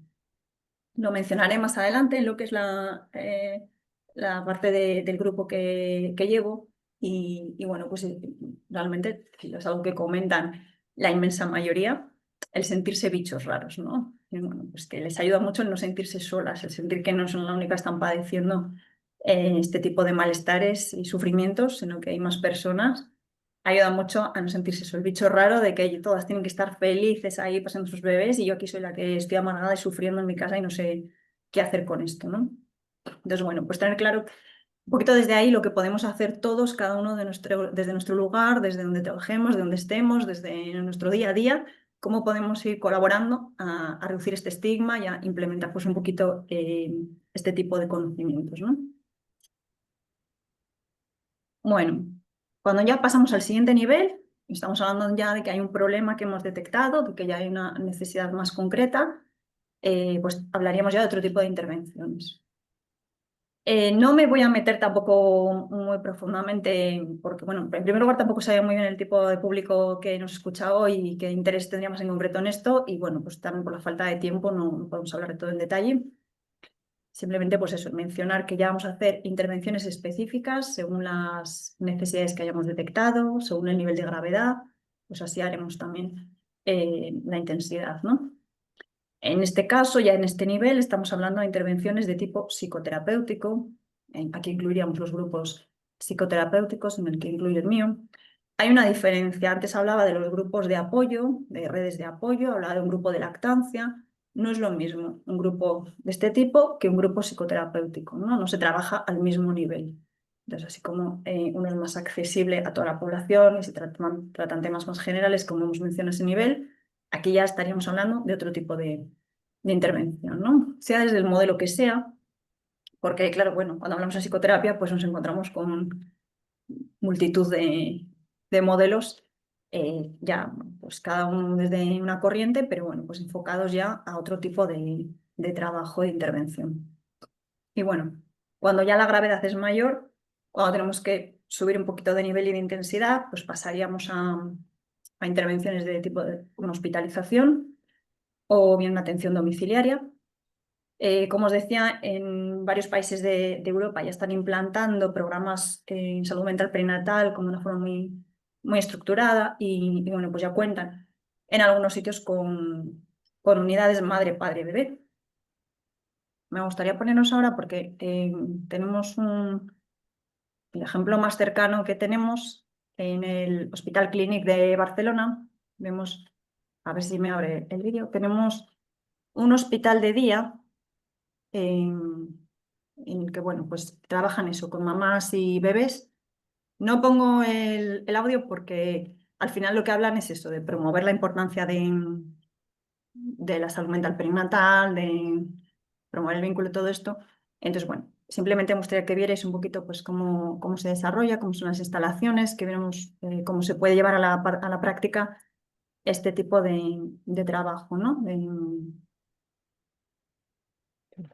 Lo que son en hospitalizaciones o en este caso, que es una unidad de hospital de día. Aquí pueden estar 10 mamás con 10-12 bebés. Y bueno, pues son estancias o a tiempo completo o a tiempo parcial según necesidad. Entonces, pues eso permite también que puedan estar más personas, no solo 10. Entonces, bueno, pues porque viéramos este tipo de dispositivo. Esto me lleva a otra cuestión, que en la práctica clínica, en la práctica asistencial, nos encontramos muy divididos los profesionales que por un lado trabajan con adultos, que en este caso trabajan con la mamá. Ya digo que me voy refiriendo todo el tiempo a mi experiencia, pero bueno, pues con el padre. Y los profesionales que trabajan con el bebé. Es verdad que las matronas están ahí en consonancia un poquito con las dos partes, pero bueno, pues tener muy en cuenta que esto en la práctica lo tenemos muy dividido, cuando en la realidad, madre y bebé son uno, son una relación simbiótica, van unidos. Entonces, claro, se nos pierde ahí un poquito de esta información cuando trabajamos cada uno por una parte, ¿no? Con esto quiero hacer hincapié en la importancia de la coordinación entre los distintos profesionales. Obviamente siempre es importante trabajar en red, trabajar en equipo, trabajar coordinándonos, pero en este caso es que es fundamental. Hay unas partes implicadas que es que están unidas ahí en simbiosis. Bueno, paso ya a comentaros un poquito brevemente también de lo que es mi experiencia con el grupo psicoterapéutico en posparto. Y para ello, pues os planteo de entrada que por qué hacer un grupo en posparto, ¿no? En primer lugar, quería resaltar las características de lo que nos aporta en sí ya el trabajo en grupo en psicoterapia, ¿no? De lo que nos aporta como beneficio. Se hizo otro webinar hace unos meses, en mayo me parece, aquí también desde la Asociación de lo Terapéutico de lo Grupal, que me gustó mucho y bueno, me gustaría también desde aquí darle enhorabuena a los ponentes porque fue la verdad que me gustó mucho y muy útil. Entonces, bueno, pues efectivamente algunas de estas características de lo que es el trabajo en psicoterapia en grupo en general, ¿no? Que podemos aplicar en este caso, pues por supuesto la eficiencia, el poder trabajar con mayor intensidad y frecuencia, ¿no? Al ver a más personas en menos tiempo.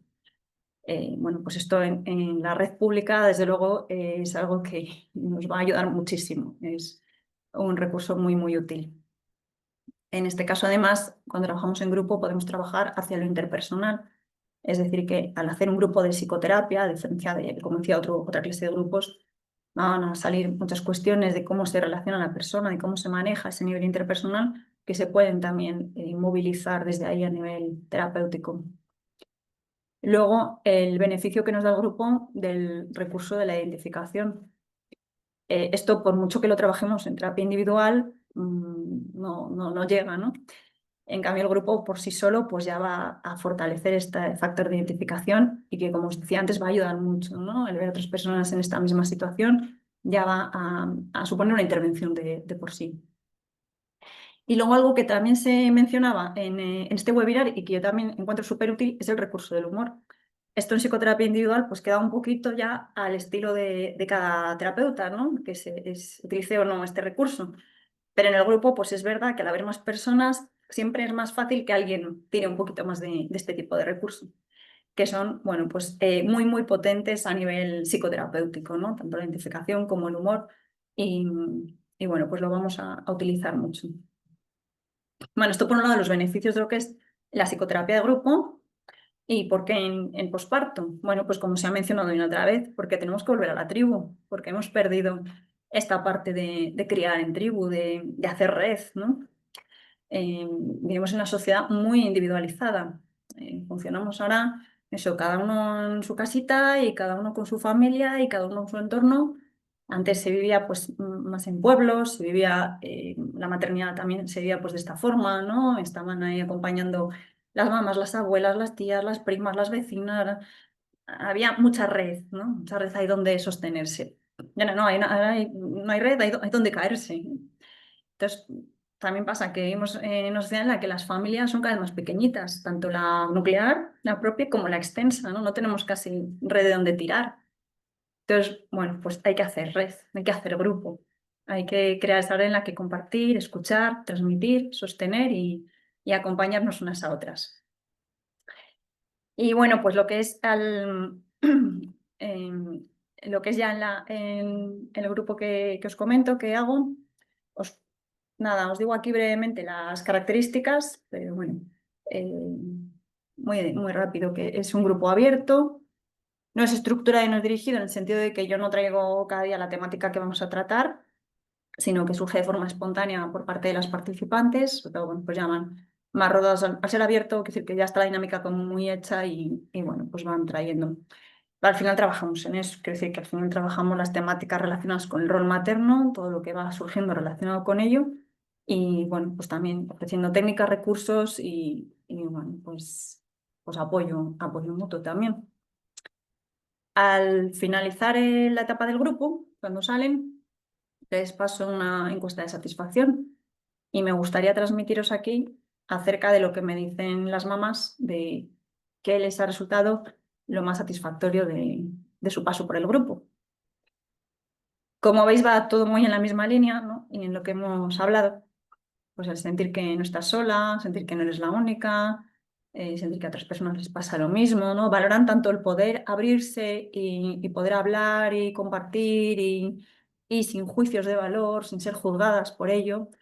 Lo valoran igualmente que el poder escuchar, ¿no? Poder escuchar es algo que también valoran muchísimo, escuchar otras experiencias, que otras personas que pasan por lo mismo, que salen de ello de otra manera, que bueno, pues son aspectos que resaltan una y otra vez. Y nada, os dejo aquí las referencias bibliográficas que he utilizado y daros las gracias por haber escuchado este ratito.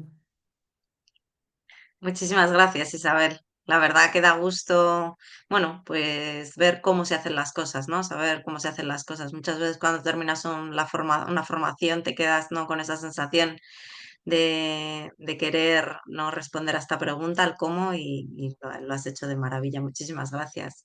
Bueno, nos quedan 10 minutos para preguntas, reflexiones bueno, pues seguir tratando de responder a las cuestiones que os interesen. Yo creo que podéis abrir el micro libremente y poder preguntar a las ponentes, o si queréis dejarlo en el chat, pues lo leeré yo y responderán. Gracias.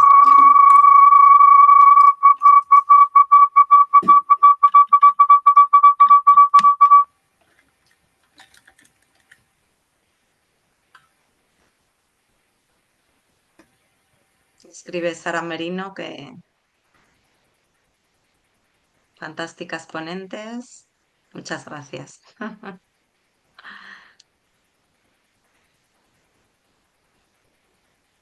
Mira, ha levantado la mano Fernando. Hola, Fernando.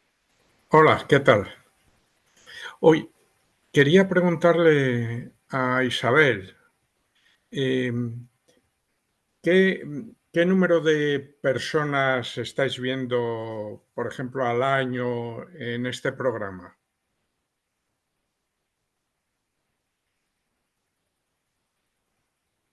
No tengo una cifra como tal al año, pero han pasado ya más de 80 personas por el programa, lo que llevo desde inicio. Desde hace 2 años, más o menos, ¿no?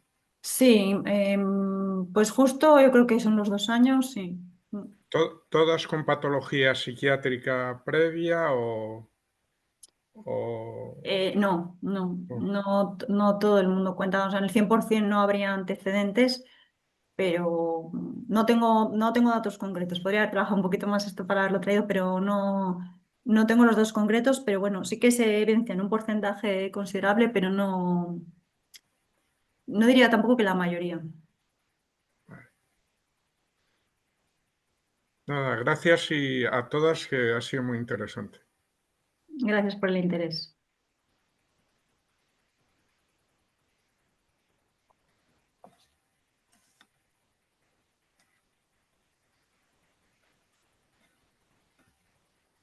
Os van felicitando por aquí. Han sido unas ponencias muy interesantes y necesarias para seguir completando la formación en salud mental perinatal.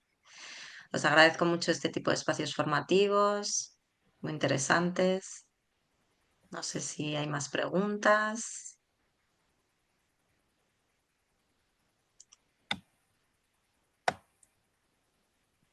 Hola, buenas tardes. Hola, Rafa. ¿Qué tal? Soy Rafa Arroyo, psiquiatra de Segovia y de lo que he escuchado, que me han gustado bastante las ponencias, quería saber, ahí específicamente en el Río Ortega, además del grupo de la última compañera de Isabel, eh, bueno, ¿qué niveles de intervención tenéis o en qué áreas estáis interviniendo específicamente en lo perinatal? Porque he visto que Amaya trabaja con un infanto juvenil, pero no sé si es consulta, grupo, hospitalización o, bueno, si lo podéis contar un poquito cómo tenéis montado la estructura así general de lo perinatal en el Río Ortega.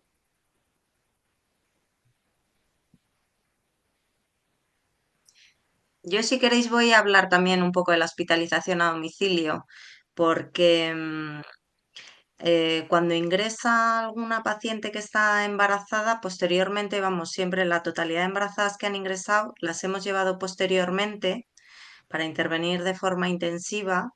eh, y también, aquí no en la totalidad de casos, pero también estamos muy comprometidas cuando hay niños muy pequeñitos. Hablaba Isabel de los 1000 primeros días de vida, ¿no? Cuando me refería a que nuestra jefa, que Ana Santa Marta tiene esa mirada perinatal, es que yo creo que estamos muy comprometidos con que tanto Isabel en los grupos, ¿no? Hablando de patologías ansiodepresivas, como cuando ingresan con cuestiones mucho más complicadas, luego tratamos de seguirlas y de tratar de abordar de la mejor forma posible el malestar que tengan en ese momento. Es decir, que trabajamos en todos los niveles.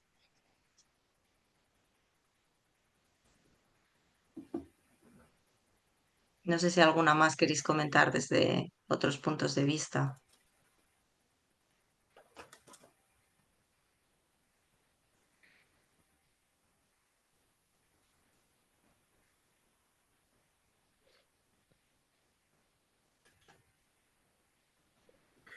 Yo creo que desde infantil, tanto Mónica como yo, bueno, pues eso, trabajamos en individual y bueno, lo que sí que tratamos muchas veces es eso, ¿no? Y muy con el CSM de adultos. Realmente era una cosa que planteaba. No, que se planteaba, debe ser desde infantil, los grupos, ¿no? Porque al final parece que a lo mejor el sitio es más desde el CSM de adultos. Bueno, yo creo que esto no es una contraposición, pero sí que desde luego, sobre todo yo creo que no perder de vista, ¿no? Esta importancia y al final, por ejemplo, una de las cosas que yo particularmente sí que hago es mucho trabajar desde lo también, ¿no? Con los padres desde lo transgeneracional, ¿no? Comentaba Mónica, ¿no? Pues de pitillas, ¿no? Y de todo este tipo de trabajo, de esta visión, ¿no? Y de cómo ellos fueron cuidados y cómo trabajar desde ahí. Directamente, bueno, pues no se trabaja con el niño, pero sí que estamos trabajando con esa parentalidad que es tan importante. Y luego mucho lo que estoy trabajando en infanto juvenil son las interacciones. Trabajar mucho con mamás y con bebés allí mismo directamente, pues con vídeos y que en las propias sesiones, ¿no? Y buscar pues eso, esa mejora, ¿no? De sintonización, de sensibilidad y incluyendo, tratando en la medida que se puede siempre, incluyendo a los padres, desde luego. Y hermanos, mucho, por ejemplo, que también me parece muy importante. No hemos hablado, ¿no? De estas fases, en estas primeras fases de los hermanos. y yo creo que también que es muy importante desde bebés. Entonces, muchas veces te dicen las mamás, ay, al bebé no le voy a dejar, voy a ver con quién le dejo. Digo, bueno, perfecto si le dejas, pero si le traes, pues también está muy bien, ¿no? Que traigas a casa, que le traigas a la sesión, que vemos también como, bueno, un poco pues todo ese abordaje cuando muchas veces pues son padres que a lo mejor la clínica, ¿no? la trae uno de los hermanos, pero al final está habiendo dificultades en este periodo que tienen que ver más con todo el tema del sistema familiar en este momento tan delicado como es la perinatalidad. Entonces, bueno, pues eso es lo que trabajamos desde Infanto Juvenil. Nos dice Verónica Castrillo que... Ah, comentaba que nos escribe Verónica, bueno, pues que ella ha hecho diversas formaciones, pero que no ha puesto en práctica un grupo como tal, que solo hace atención individual, pero que le gusta comenzar, que le gustaría comenzar y que no sabe dónde empezar. Si la unidad de salud mental, la USM, entiendo que es unidad de salud mental, no, no sé si sabéis, es unidad de salud mental, supongo, ¿no? Sí, Sí, sí. Si sería un lugar indicado. yo creo que sí. Sí que sí. Quizás Isabel. Yo trabajo Sí. en consultas externas, en consultas de lo que era el Centro de Salud Mental y ahí es donde he implementado el programa. Al final es donde llegan muchos casos donde se pueden como detectar y derivar muy tempranamente, coordinándome desde inicio con atención primaria, realizando reuniones, hablando con los médicos, médicas de familia y las matronas, y bueno, las matronas realmente que son las que derivan principalmente, pues estableciendo esta red de comunicación ya como muy fluido directamente la derivación y bueno, pues es donde he empezado y donde sigo haciendo el grupo. El grupo como tal es verdad que lo hago, nosotros estamos en un centro de salud mental, pero que está ubicado también en un centro de atención primaria. Entonces lo hago en la sala de las matronas, porque bueno, es un entorno como muy de referencia, ¿no? Y con mucho espacio. El grupo lo hago con bebés, las mamás van con sus bebés, entonces bueno, pues tienen ahí para cambiarles si necesitan, o sea, que está como un poquito más amoldado a este momento. Me ha parecido como un entorno más natural que pasar a la salud mental, pues el incorporar un poquito este escalón ahí directamente. Pero bueno, yo creo que es un buen lugar donde empezar.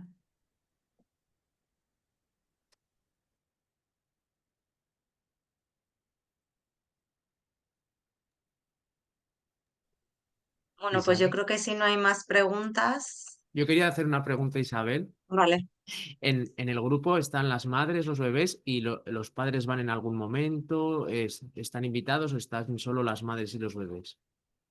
Por ahora solo están mamás y bebés, está dirigido más a trabajar en la diada, eh, por un tema de estructura casi, ¿no? Porque ya trabajando con 8 o 9 mamás y bebés, pues ya incluir a parejas, pues ya se nos iría un poquito. Pero me parece una parte crucial y sí que lo tengo en la cabeza el cómo trabajarlo. En consultas individuales sí que lo trabajo mucho. Sí que ofrezco, porque al final gran parte de los conflictos están también en la parte de pareja. Entonces sí que ofrezco como alguna sesión a hacer en pareja o en común, que venga la otra parte y trabajar estos temas más en concreto, porque ahí, bueno, pues sí que podemos dedicar más ese tiempo para ambas partes. Vale, muchas gracias. Ana ha levantado la mano. Ana, cuando quieras.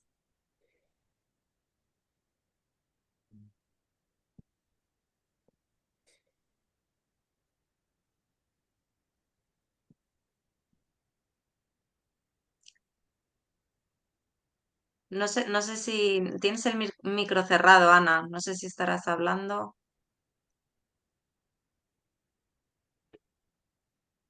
No lo sé. No se la escucha.